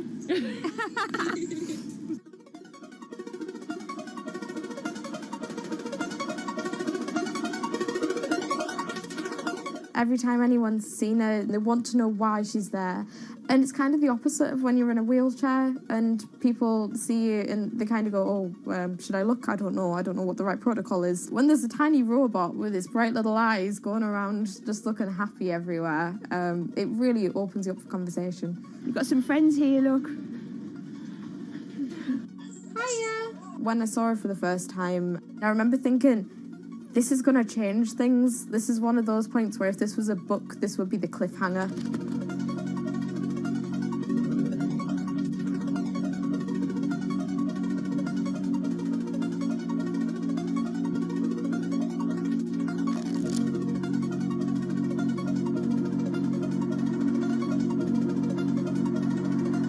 condition called Ehlers-Danlos syndrome, which means that I have a lot of dislocations, there's a lot of pain, and a lot of seizures and whatnot. So I can end up on my own in my room for long periods of time.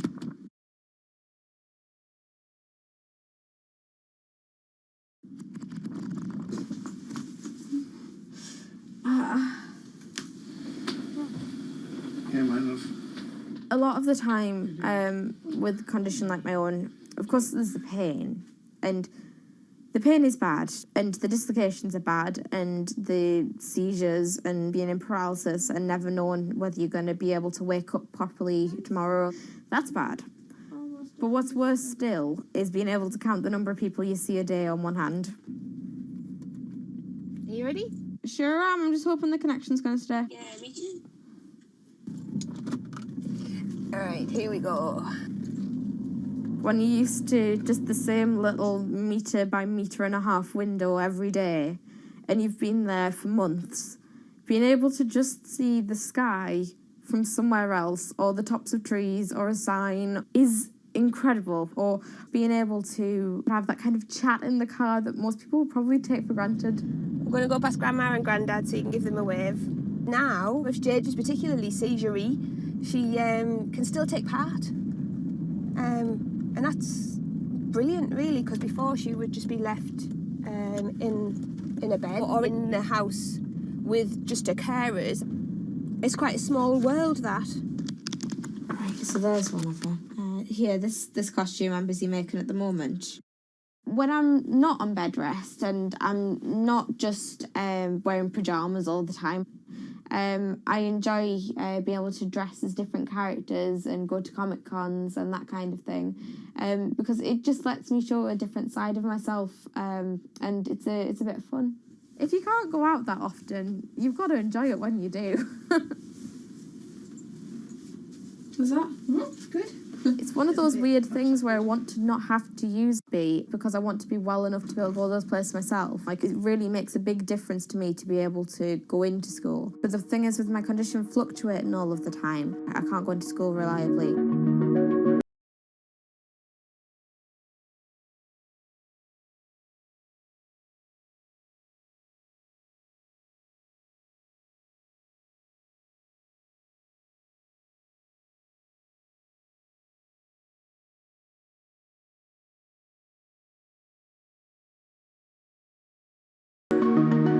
Today's the first day that I've been in school via B, and so far it's interesting. Still a few little things that we need to work out, but for the most part I think it's going fairly well.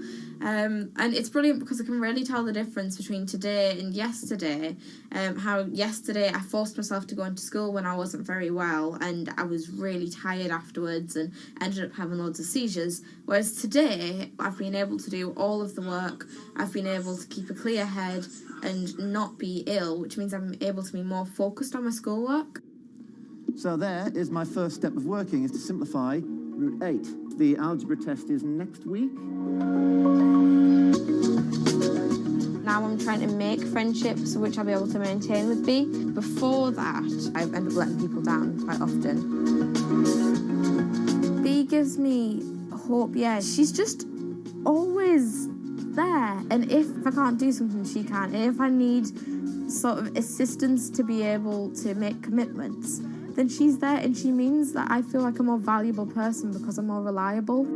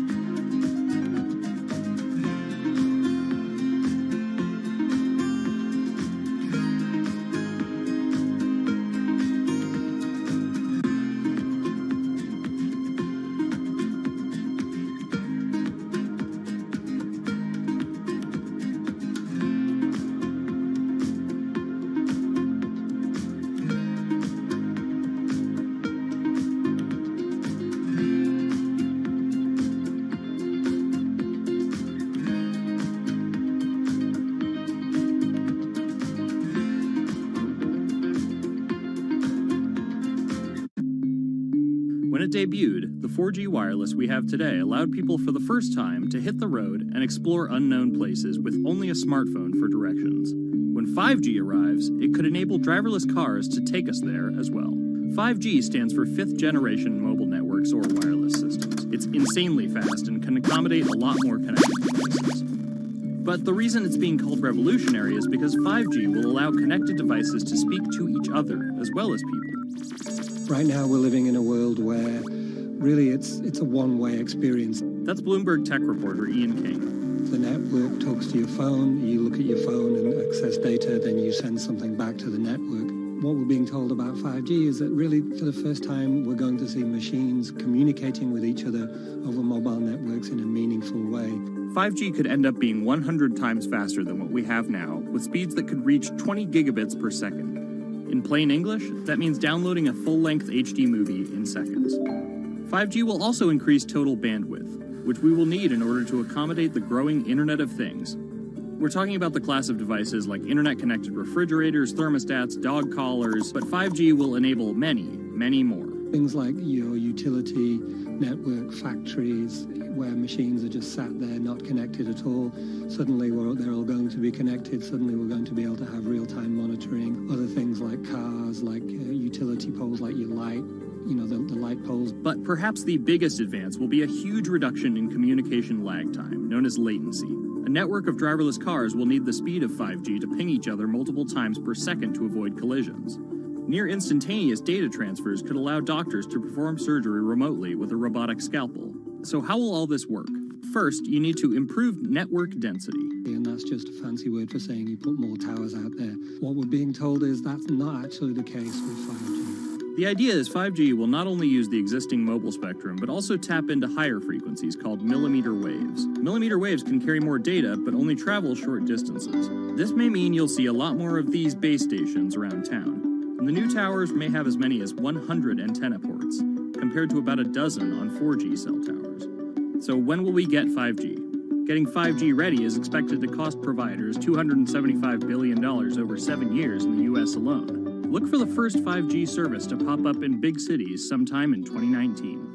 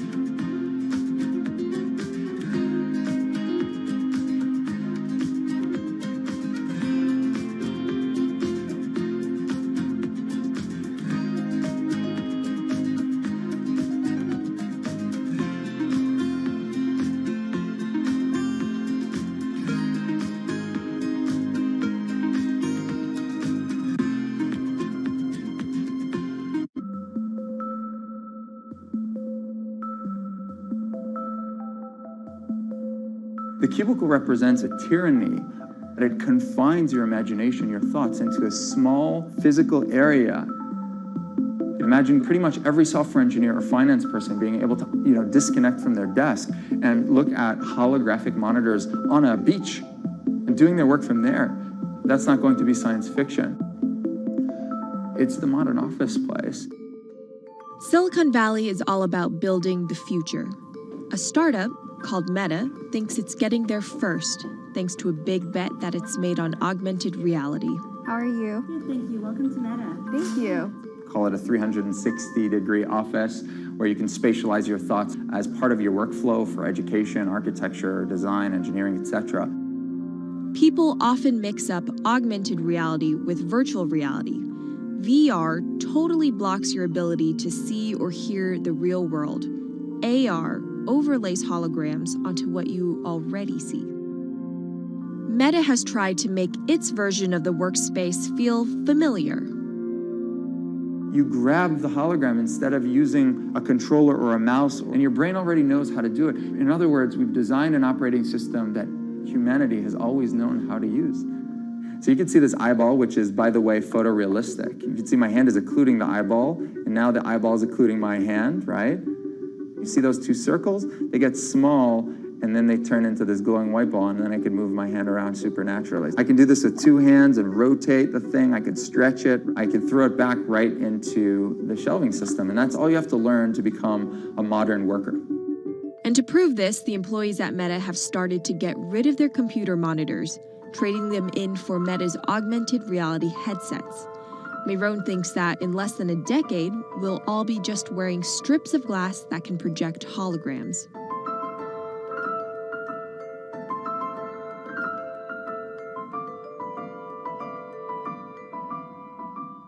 In the early 80s, everybody had computers on their desktop, but no one was using them because they had a lot of work to do. So they were still using typewriters. And at some point, the CEO took all the typewriters away and everybody was forced to use their computers. So it's very exciting to see a new generation of technology, a new paradigm. I consider us like pioneers in the holographic wild. I'm pulling up my browser with my hands and sending out emails to colleagues and just kind of really acclimating to the new environment.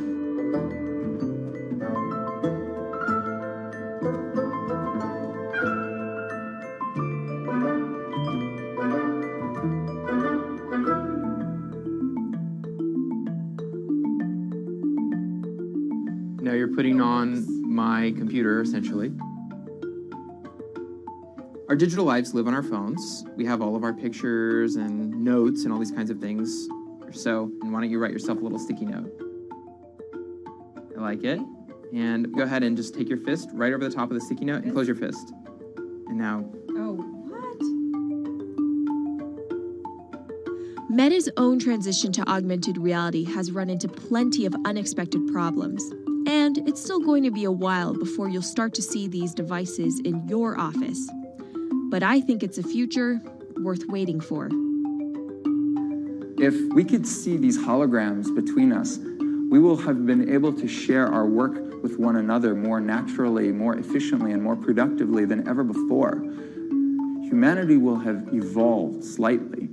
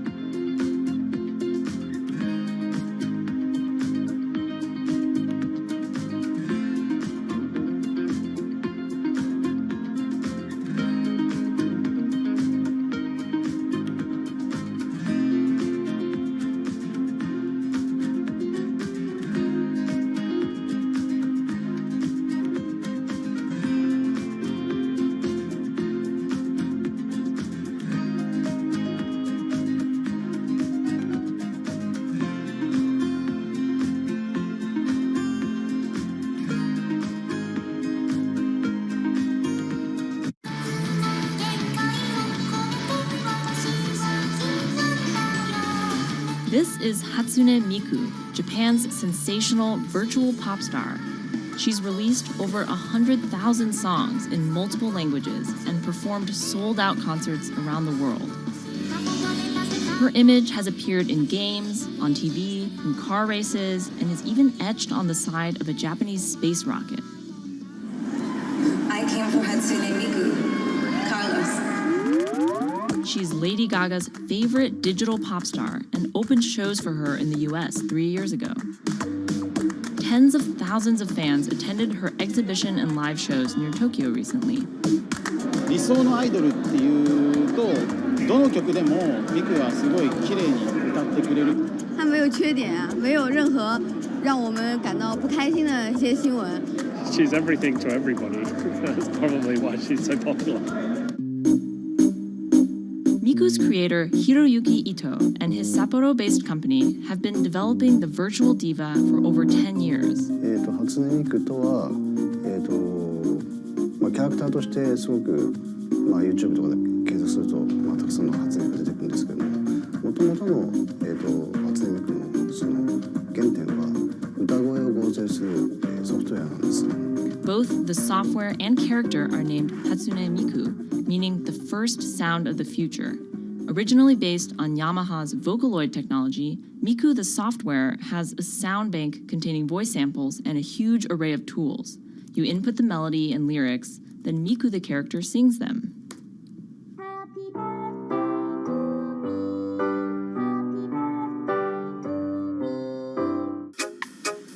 To date, Krypton has sold 120,000 software licenses at $200 each to fans around the world who use it to create numerous songs and share them online. Some of the fan-created songs are chosen to be part of Miku's concerts, for which they're paid a royalty fee. もともと初音ミクっていうその、存在自体がそのボトムアップって言いますか、中にはアマチュアクリエイターじゃなくて今もうすでに、プロになって活躍している方もいらっしゃるんですけども。The company also has other revenue streams. It makes money from merchandising, licensing deals, and concert ticket sales. According to the real-life musicians who perform with Hatsune Miku, the virtual pop star is interesting and surprising. 今年で3年ぐらい、ちょうど3年ぐらいやってきて、ライブも数十本、数百本だったの。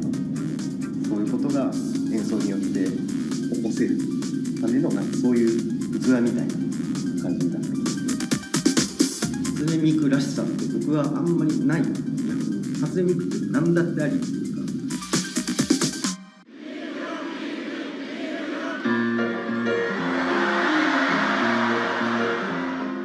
For Ito, Miku has the potential to change the way we think about music. そういう新しいそのテクノロジーによって新しい音楽のあり方っていうものを模索していきたいと思っていました。And for her fans, it goes even further. 初音ミクって魂がないので、だからみんな魂を作り上げるために存在している。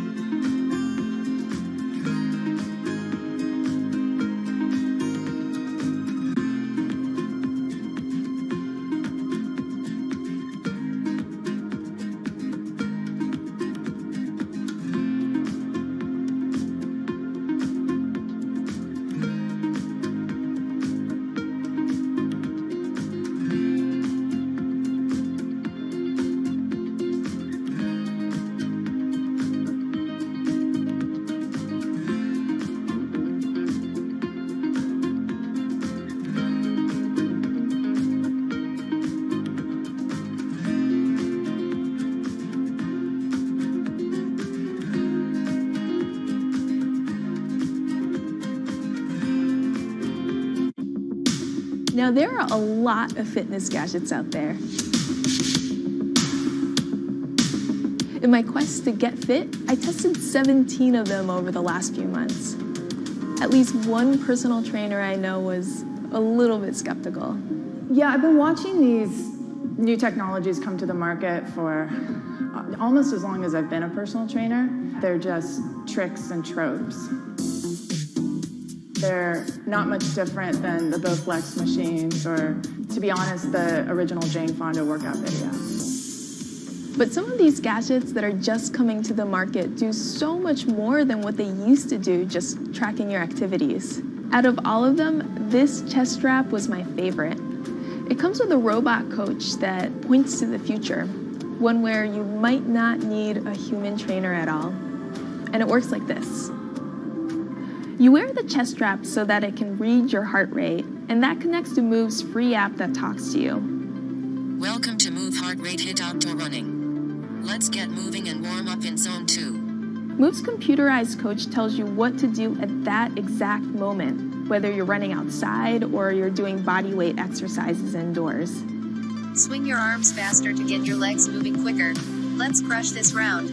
And by reading your heart rate, she knows exactly how hard you're working. She keeps you honest. Way to go, you are in the target zone. Keep pushing, you're almost at the end of the round. Don't give up. I've been running for 7 years now, and my biggest problem is that I never push myself hard enough. I end up going on the same slow, comfortable 30-minute jog, but the Move HR Burn blasted me out of that rut. By the end of these half-hour exercises, I was drenched in sweat in a way that I never am when I work out alone. Training with a real person is great, whether that's your group instructor or your coach or your personal trainer. But humans, they're expensive. For the rest of us, this $60 gadget is all you need.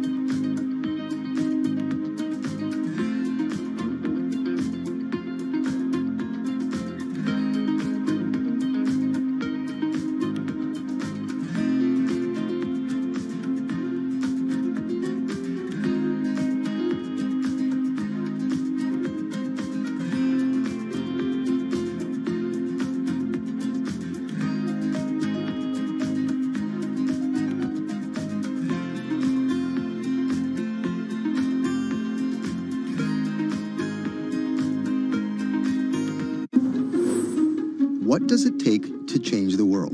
A big army? A cure to a pandemic? A revolution? All of these take either a lot of people, thousands of hours, or massive amounts of space. But for Julian Assange, all he needs is one room, an internet connection, and the world will listen. Assange is located here, and more specifically, right here. And from that location, he's posted government secrets, classified documents, and leaked emails from some of the world's most powerful people. And in doing so, has been labeled a hero, a villain, a nihilist, and everything in between. This is how an Australian programmer sequestered in the Ecuadorian embassy in London became one of the most influential and notorious people in the world. Born in 1971 in Townsville, Australia, Assange has always been on the move. Living in over 30 homes by the time he was in his mid-teens, Assange, along with his mother and half-brother, finally settled down in Melbourne. His introduction to hacking started at 16 when he was given a Commodore 64, which he attached to a modem. He attended the University of Melbourne, where he studied programming, physics, and mathematics. He never graduated, but that doesn't mean he didn't get an education. By 1991, Assange hacked into the Pentagon, U.S. Navy, and other branches of the U.S. government. In 1996, he was caught by the Australian Federal Police and charged with over 30 counts of hacking and computer-related crimes. He didn't get any jail time, but he was fined $2,100. I think the first taste of what would come later was the hacking that he did as a young programmer, and that really sort of foreshadowed a healthy skepticism of the use and abuse of technology by governments. That's Vernon Silver. I'm a reporter for Bloomberg's investigations team. Assange's youth as a hacker laid the foundation for him to start WikiLeaks in 2006. But what is WikiLeaks? It's a website that posts unfiltered, usually classified documents. What separates it from every other media outlet is that they have no editorial hierarchy. With a publication like the New York Times, information comes in, they take that information, package it, then disseminate it for the public to see. WikiLeaks, however, cuts out the middleman. WikiLeaks gathers information, most of it given to them anonymously. So what they're doing is really very simple. They get the information in one end from who gives it to them and out the other with sometimes minimal interference. Julian Assange is the leader of that, the mastermind, the creator, and really, because he thinks of it as a journalistic enterprise, the editor-in-chief. But every story starts with a source, and Assange has some unconventional sources. Julian Assange does not hack as far as we know.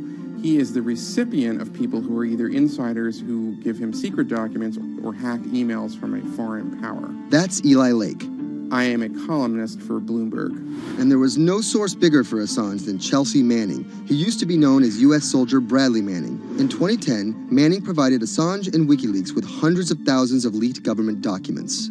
WikiLeaks quietly began releasing the documents in February of 2010, then made big headlines in April by posting what is now known as the collateral murder video.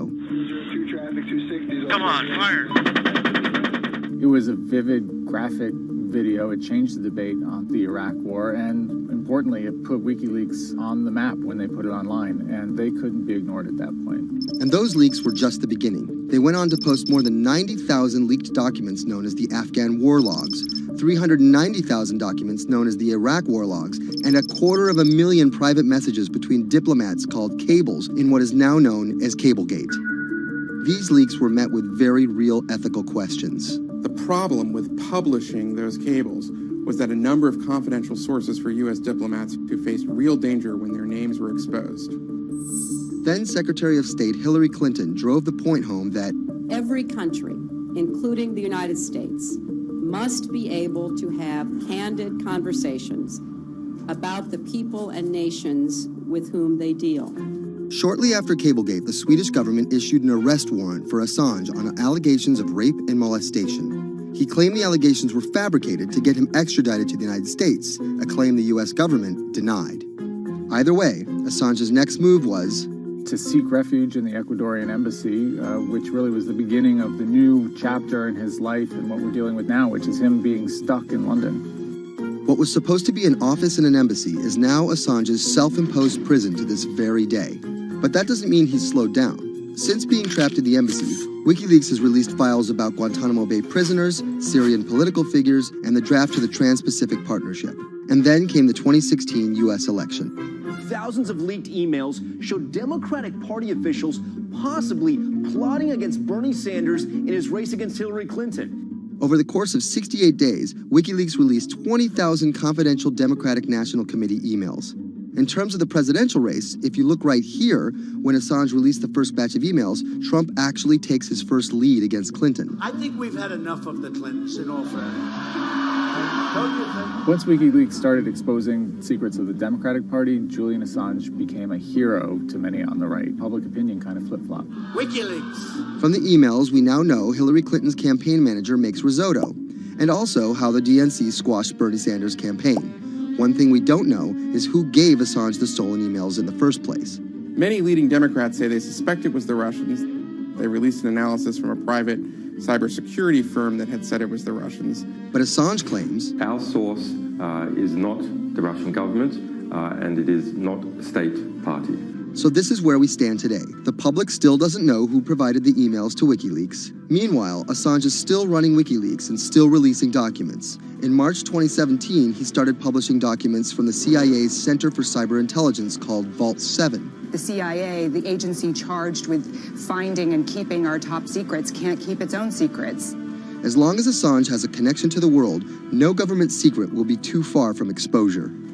Julian Assange is still in the embassy. Maybe he'll leave, maybe he won't. Kind of regardless, his work has been done. He's changed the way people think about their governments, about their own secrets, about their own hackability, and really the world has changed because of him.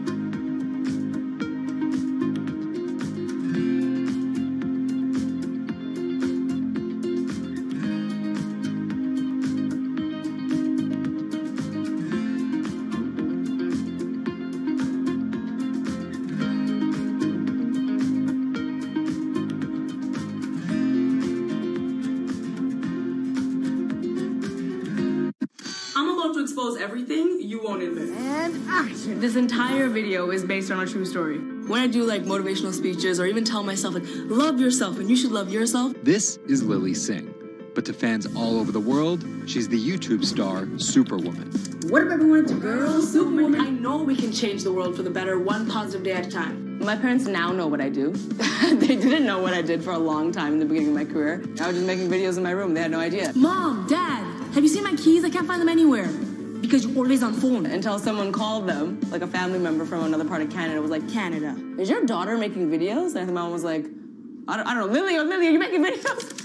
Just making videos grew into an entire career. Today, Lily's YouTube channel has some 12 million subscribers, over 2 billion views, and guest stars like Michelle Obama, Dwayne "The Rock" Johnson, and Seth Rogen. I think a lot of young girls are raised to believe that you're going to go to school and then graduate and then get married and then get a job and then have kids. And Lily was on that path, all the way through a psychology degree at York University in Toronto. But when she started thinking about a career, I started to immensely panic and think something was wrong with me because I tried to figure out my life and it wasn't working in that straight line. It was 2010, and YouTube was only 5 years old. I thought nothing of YouTube. I was probably the last person in my circle of friends to discover YouTube. And I remember when I did, I thought, this is so strange. There's people making videos in their rooms, and other people are watching them. So she figured, why not give it a shot? I one day posted a video because I was sad, and I wanted to be creative and happy. She didn't know how to edit video or write scripts, so she winged it. It was so bad and so cringe, and my expectation was literally nothing. I was like, I'm gonna put this video up, a couple of my friends are gonna watch it, probably make fun of me, and that's gonna be the end of this. The second and third video came from, wait, 70 people watched my first one, can I get 80 to watch the next one? She kept creating, she kept posting, and the viewers kept coming. Lily had found an audience. A lot of the comments were, oh my God, there's a brown girl on YouTube. More specifically, Indian. Lily's parents immigrated to Canada from India, and Lily was born and raised in Scarborough, near Toronto. My home life was awesome. My parents, even though I portrayed them to be quite strict in my videos. Oi, Lily, when the rest of your skirt, huh? I teach you like this, to walk around like this, showing everything to everyone? They actually aren't like that at all. They're pretty modern and pretty cool. Your dress is short. Don't know what for. And we're pretty lenient with me. I mean, I got away with a lot of things. I was a brat. I was a brat. She had a different idea of what she wanted out of life than other kids. In a grade school graduation slideshow, her classmates said they wanted to be lawyers and doctors. And then I came up and I was like, rapper. Making out with your friends, man. But then you say that you hate hoes. I could just feel my parents being like, why?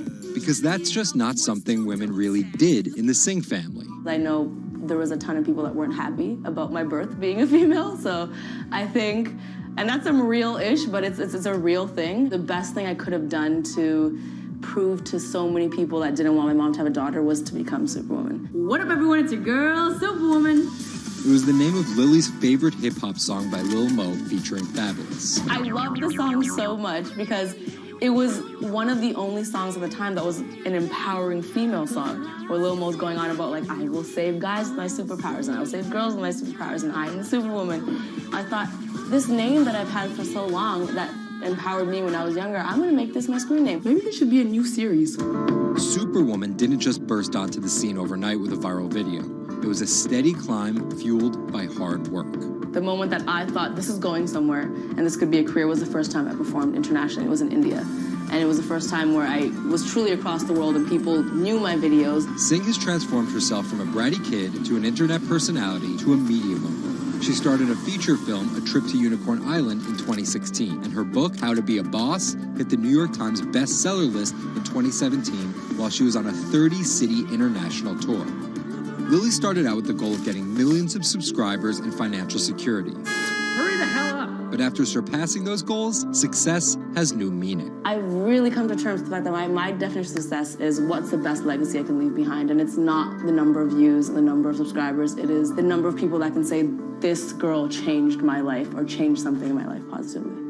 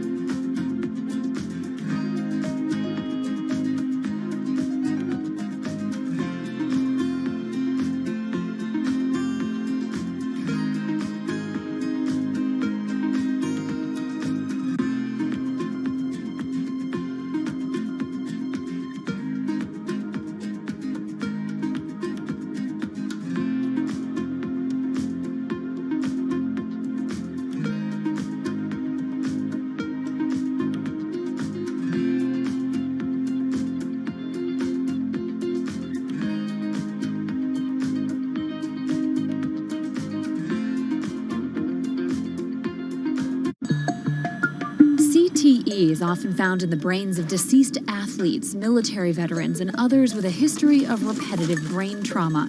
Hundreds have donated their brains to the VA Boston University Concussion Legacy Foundation Brain Bank. This is a former NFL player who died in his early 70s, and this is a veteran who also died in his early 70s. Dr. Ann McKee dissects these brains. The hippocampus and the mammillary bodies are very important for memory. I can see that they're slightly affected. McKee recently dissected the brain of former New England Patriots player Aaron Hernandez, who was convicted of murder and later committed suicide. You'll see right away that the brain is showing signs of shrinkage. You can see the crevices in the brain that you can't see in the normal. McKee says Hernandez's severe case of CTE impacted his decision-making, depression, and ability to control rage and aggression. Right now, she thinks we're underestimating how many people have CTE. We were able to distinguish between CTE and controls and CTE and Alzheimer's disease. The next question is, can we do this in the blood, and can we do this in living people? And we aren't there yet with those answers.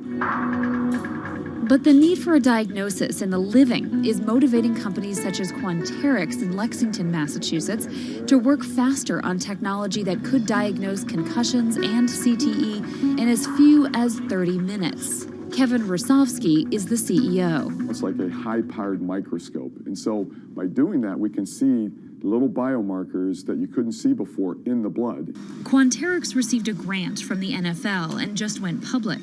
Since then, its stock is up more than 40%.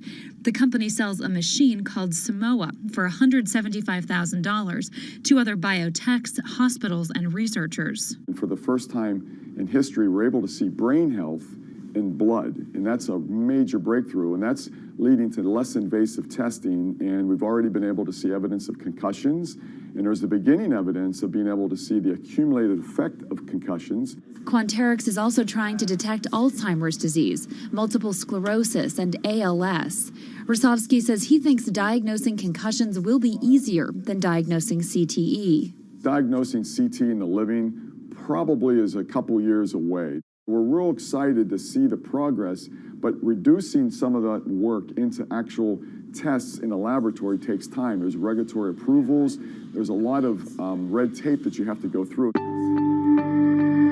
Also in this race to diagnose CTE in the blood are Athlon Medical and Exosome Sciences. And New York's Mount Sinai Hospital is scanning for the disease in the living. But it's just one step in a series of questions for those with serious head trauma. There's still no cure for CTE. Even if we had a great idea for a treatment, there's no way to test whether it's effective or not. So that's the enormous advance that we'll get if we can develop a biomarker for this disease. In Boston, Ann Mostu, Bloomberg News.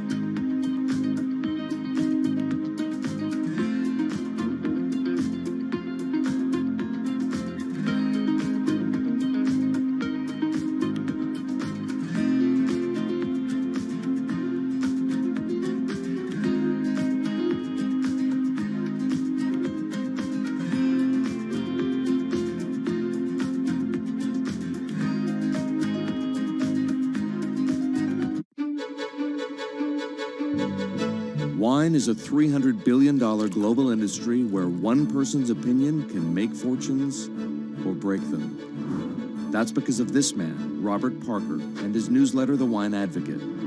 For 3 decades, he dominated as the world's most influential wine critic. Now Parker's protege is building an empire of his own. Antonio Galloni runs Venice. Antonio, tell me, what are you trying to build at Venice? Well, at Venice, we started with the idea in 2013 of building a world-class platform. We have a database of about 250,000 professionally written reviews. On Delectable, we have 7 million user reviews. Through Delectable, we also have a partnership with Whole Foods and several other partnerships that we can't announce just yet. And when you put that all together, what we have is something that no other company in our space can even come close to. Do you think of yourself as the next Parker? Not at all. Why? Because Steve Jobs said you can't live your life trying to be somebody else. So he's one of my biggest influences, and I've never wanted to be a replica of somebody else because a replica is never as good as the original. Bob is a genius, fantastic, one of a kind. We're going to be something completely different, and I have no desire to be some version of somebody else. Different in what way?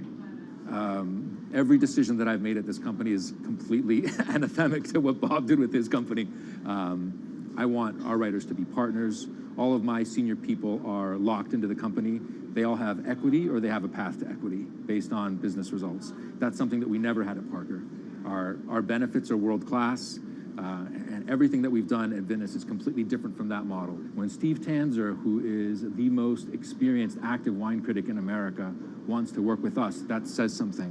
When Alessandro Masnaghetti, who's the best cartographer of vineyards, wants to work with us, that says something. When Neil Martin, who's a superstar wine critic with enormous experience in Bordeaux and Burgundy and the former lead critic at The Advocate, wants to come and be part of our team, that says something. You make it sound like The Wine Advocate was a disaster as a company and a miserable experience as an employee. No, it was great because I got to work with Bob Parker when he was at his prime, you know, and Bob was like a second father to me, and we talked on the phone all the time, and he gave me great advice. Can anyone's palate dominate the wine criticism business the way Parker's did? And should anyone's palate dominate it the way his did? I just think the world is very different today. You know, I mean, it's just a totally different world. It's probably not healthy to have a single person dominating the world. It's not even wine criticism, it's the wine industry. Yeah, that's probably not the healthiest thing in the world. But I think that there's just such an opportunity right now with social media and technology to reach such a massive number of people that I think it's possible that 1 or 2 people will actually have more influence than Bob Parker did, because they will, again, this goes back to your first question, not trying to be a version of somebody else. You see this in sports all the time. It's like, oh, well, nobody will ever beat this record. And then somebody comes along, you know, it's like tennis, Pete Sampras. Nobody's ever going to win as many Grand Slams. Now you have 2 guys who are ahead of that and 1 knocking on the door. And so I think a lot like that. You're a former investment banker. How does that inform and influence what you're doing and what you've done? My generation has had to deal with a lot more challenges. That's why I think we're actually much better poised for the future. My first job in finance, the first thing that happened was long-term capital, 1998. Then the tech bubble melted down. Then there was a mutual fund trading scandal. You know, that was all like within about 5 or 6 years. And these are the things that I had to deal with as a young executive. My peers who were 20 years older didn't know how to manage in crisis. They'd only seen Black Monday. They'd just been in a big bull market. It's very different. So I'm very lucky. People of my generation or a little bit younger have actually had to deal with a lot more crises. I think that's actually good for learning how to cope with challenges in business. From the outside, it kind of looks like you're trying to demolish the house that Parker built, right? You left The Wine Advocate. Yeah. You merged with one of his chief rivals. Yeah. And you just hired his successor, Neil Martin. Mm-hmm. So are you? I think what that says is that all the best people want to work at our company. And that's really what we strive to create starting in 2013. We wanted to create a world-class company that would attract the best-in-class talent, and not just on the content side, on the technology side, on the digital side, our office, and at every level, what we're trying to, we only hire superstars, and we're looking for those superstars.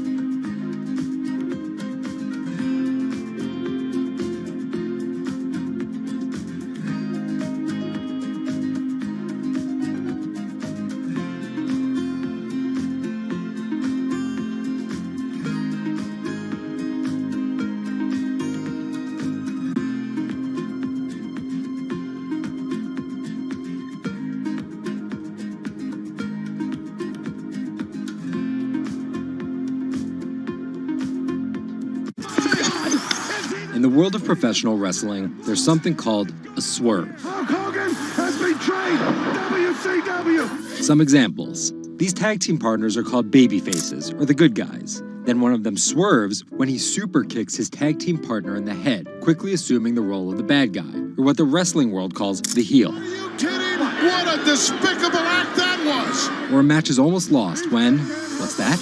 The superstar wrestler appears out of nowhere sprinting down the aisle to save the match. That's the Warriors music! It's the Ultimate Warrior! That's a swerve. So it should go as no surprise that World Wrestling Entertainment, known as the WWE, the most popular brand of sports entertainment in the world, is prepared for any swerves that come their way. So here's the story of how the WWE learned to see the swerve coming. So I spoke to Bloomberg reporters Felix Gillette. I'm a writer for Bloomberg News for the global business team. And Kim Basine. And I'm the U.S. luxury reporter at Bloomberg. To find out exactly how the WWE is positioning itself for an all-out global invasion, which starts with a massive change to their lucrative pay-per-view model. WWE basically pioneered the pay-per-view model on cable. I remember as a kid, when the pay-per-view events came up, all of our friends would scramble around and try and get one of the parents to pay for it. But in 2014, they took a huge risk. They saw a little bit sooner than some of the other entertainment brands that where this whole thing was moving was away from cable and satellite television and towards on-demand streaming video apps. They made this risky decision, in essence, cannibalizing that pay-per-view model, which they had essentially built. And after some early turbulence, it's working. Roughly 1.5 million people are paying $9.99 a month for the WWE app, making it the 5th most popular streaming OTT service. This adapt-or-die approach is in the WWE's DNA. Over the past 30 years, the company always seems to think 2 steps ahead. In the early 90s, WWE was at its most threatened when Ted Turner took them on with WCW, which stands for World Championship Wrestling. And back then, the WCW was winning the ratings war. So in order to compete with them, WWE had changed its product from a family-friendly kind of cartoonish style to this really raw. That's why they called their show Raw. It was this raw style of wrestling. With violent, outrageous, reality-inspired plot lines and aggressive personas. From a 16-foot ladder! And they won that fight against Ted Turner. And they bought WCW. The early 2000s ushered in an era of testosterone-driven programming aimed at the red-blooded American male. Bra and panties matches, and people smash each other over their head with like barbed wire bats and things like that. Until 2015, when WWE fans started a hashtag Give Divas a Chance. Since then, WWE has hired 40 more female wrestlers, and that growing cast of female characters was part of a much larger plan. They started to try to appeal to a broader set of people. Let's attract more female fans. And after we've attracted more female fans, let's attract more international fans. They're broadening their base, and they're doing that in large part to make it more advertising friendly. And not just friendly to advertisers. They're trying to build up their fan base in China. They're trying to build up their fan base in Europe. They, already have a pretty good fan base in India. India is a place where they already have an established wrestling culture. Because of the gigantic Indian wrestler, the Great Khali. But there's still a lot of work to do. While the WWE set a revenue record in 2017, only 30% of it is coming from an overseas audience. And there's one person whose responsibility is to grow that number. The buck eventually stops at Vince McMahon, no matter what's happening within WWE. Yeah, he's a very controlling guy, and it's a very, very, very tightly scripted company. And that goes all the way down the board to the big stars' entrance music. And their outfits and things like that. So with a CEO like McMahon always planning 2 moves ahead and an aggressive push into multiple international markets, a big issue is money. It's hard to do all those things simultaneously without committing a huge amount of capital to it. And that's where the WWE becomes an attractive company for buyers. Potentially, one thing that could happen with WWE is they could benefit by being acquired by a bigger technology or telecom company, an Amazon or Facebook or a 21st Century Fox. So with a market cap of $2.8 billion, the advantage of owning 100% of their own content, and a rapid consolidation spreading throughout the entertainment industry, it looks like the WWE is well positioned, even if there are swerves. Our world is changing. Every day, it changes a little faster. Some changes are too small to see. Others, too big to handle. Sometimes, change feels slow. So slow, we don't even notice. Other times, it happens all at once, and we can't keep up. For our climate, change means many things. And between too small to see and too big to handle, there is a whole world of difference. The clock is ticking. This is Bloomberg Green. Saving the seas. This week, the deep-sea diver who stopped writing the ocean's obituary to find a solution. Enric Sala tells us why the next 10 years matter most. And globalization needs to get greener. Shipping accounts for nearly an eighth of all transport emissions. How can the industry clean up its act? Plus, protecting coastlines comes at a huge environmental cost. But one Israeli startup found a way to keep the sea out and the animals in. From London, I'm Anne-Marie Hordern, and this is Bloomberg Green.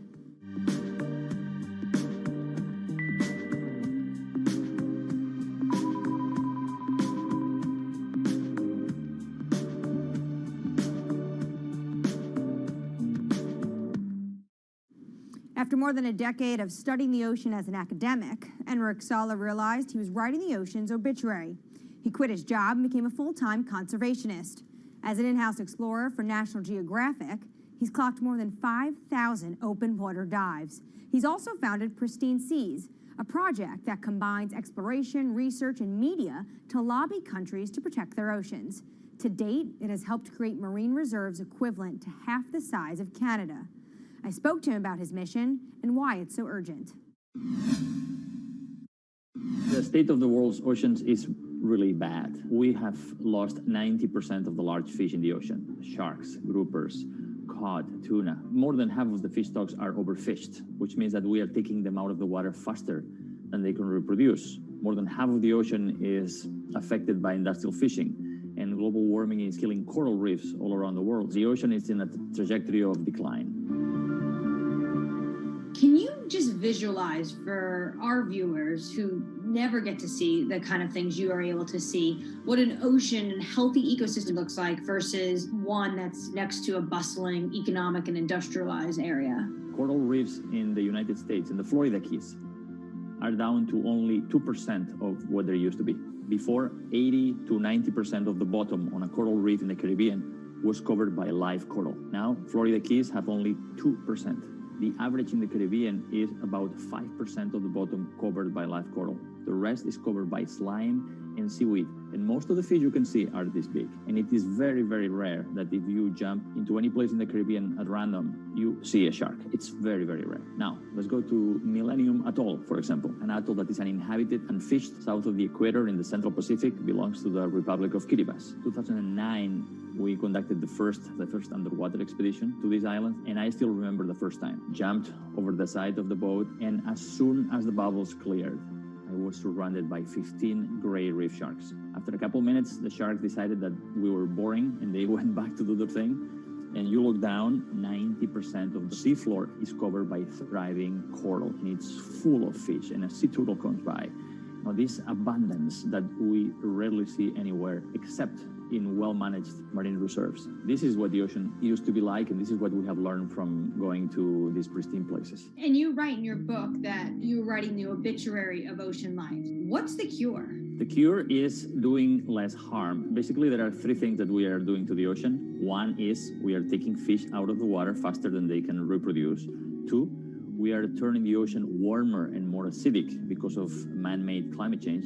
And 3, we are throwing in everything that we don't want, our waste and our plastic. We need basically to reverse these trends. Does this mean that a lot of this falls to governments and their policies? That's a big part of it, because it is governments that regulate fishing and mineral extraction and oil extraction. It is governments that have the legal authority to create large marine reserves in the ocean. But also, local communities have an important role to play, because some of the most successful protected areas in the ocean are community-led and community-managed marine reserves. So when the fish come back, the divers come in. And that creates huge economic opportunities through ecotourism. These areas that are managed by communities are very successful because the communities have a vested interest in having as many fish as possible inside them so they can enjoy the benefits. What from the pandemic has changed your view when it comes to protection of the environment? Nature has given us a very strong signal of how fast it can recover if we just give it space. Everybody was fascinated by all these videos of the whales and the dolphins coming into marinas and mountain lions on the streets of Santiago in Chile, wild goats in the UK. Nature has this extraordinary ability to bounce back if we just give it space. This is why we need to protect at least 30% of the planet by 2030. How do healthy marine ecosystems help in the fight against climate change, though? Most people see the ocean as a victim of climate change. But the ocean can also be a solution, because we know that the more life there is in the ocean, like big fish and big whales, the more these organisms help to make the ocean productive and absorb more CO2. The kelp forest, seagrass beds, all of these are important ecosystems in the ocean that are similar to the forests on the land, that capture a lot of our carbon pollutions. What are you most excited about in your field? We have 10 years to fix this problem. Global fisheries catch is going down, stocks are collapsing. Business as usual means that by 2050, 90% of the coral reefs are gone, that most commercial fisheries have collapsed. That affects food security, that affects a migration of people. We have 10 years to get to peak greenhouse gas emissions and then go carbon neutral by 2050. And we have 10 years to protect at least 30% of the ocean so we can restore much of this health and productivity, not just for saving biodiversity, but also saving our life support system. We are not talking about something that is apart from us. We are not apart from nature. We are a part of nature. So these 10 years are probably the most critical in the history of humanity. The most accurate measurements of changing oceans will come from space. While Enric Sala explores what lies beneath, a new satellite is giving us data from above. We'll learn more about our oceans and climate change, but from space. A new satellite's been launched from California. Its mission, track the accelerating rise of sea levels. Well, the main instruments on board... Manus, in the meantime, we did have some breaking news on Inditex, of course, the parent company of Zara. Net sales coming in 4.94 billion euros, so that beat estimates.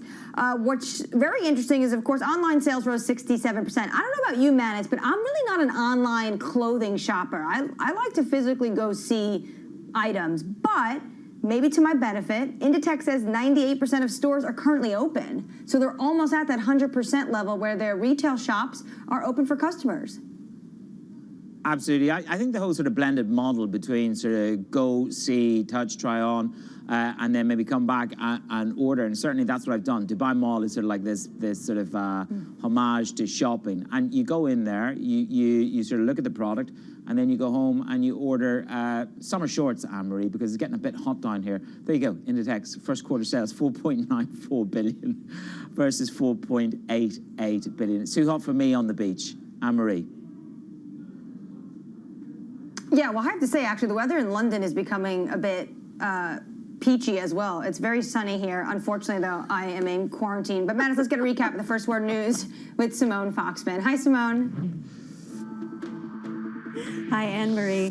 The U.S. and EU are set to back a renewed investigation into the origins of COVID-19. In a draft statement seen by Bloomberg, they're to call for a transparent, evidence-based WHO study that's free from interference.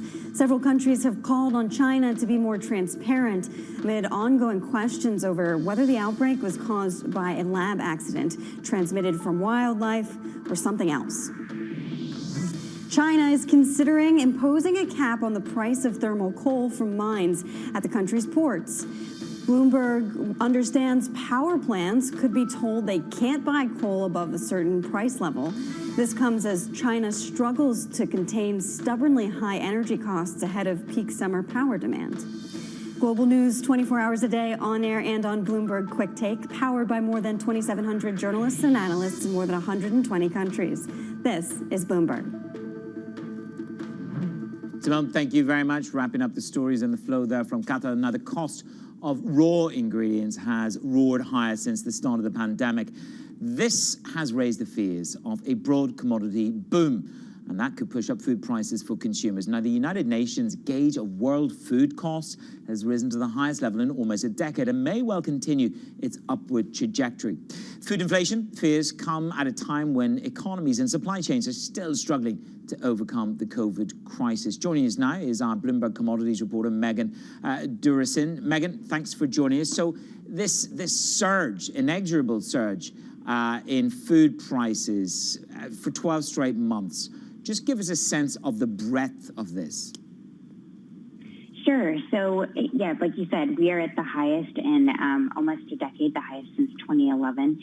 That was 2008 and 2011 are when we had the previous records in the index. So all eyes are on that. There's a lot of things going on right now. There's been some weather shocks, particularly in South America. There's been a bad drought hitting many key crops. China's been scooping up record purchases of grain around the world. And we also have, a rising demand for cooking oils. That's the part of the index that's doubled over the past year. So we're really seeing a widespread rising prices for raw materials that go into all of our groceries. What's the outlook then? How much further could we see some of these gains? Sure. So I think a lot is going to be determined potentially over the next few months. South American producers are harvesting their crops now. All eyes are going to be on the U.S., on Europe, on Russia, and we're getting into the heart of the growing season now for crops like corn and soybeans. Wheat will be harvested very soon as well. So the world's really looking for how big those harvests are going to be, if they're going to be able to replenish these stockpiles that have become drained by weather shocks in other countries and the soaring Chinese demand. Megan, thanks so much for that. Bloomberg Commodities reporter Megan Durasin, thank you so much. Just ahead, with Western super majors in retreat from the oil market, national oil champions are set to fill the void. What does this mean for the world's emissions? That story, the big take, coming up next. This is Bloomberg.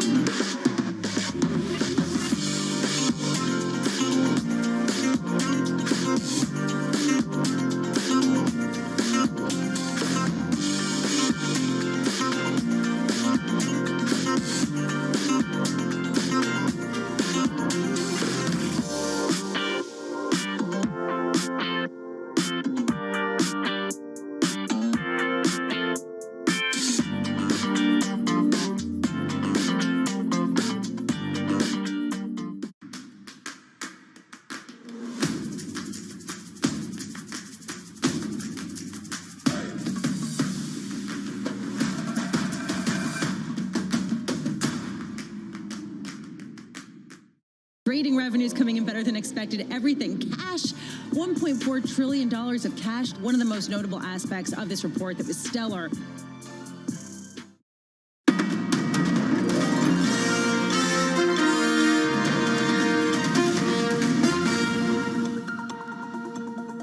It's Daybreak Europe with me, Manus Granny, in Dubai. I'm Lee Horton alongside me in London. The big take today, the oil industry super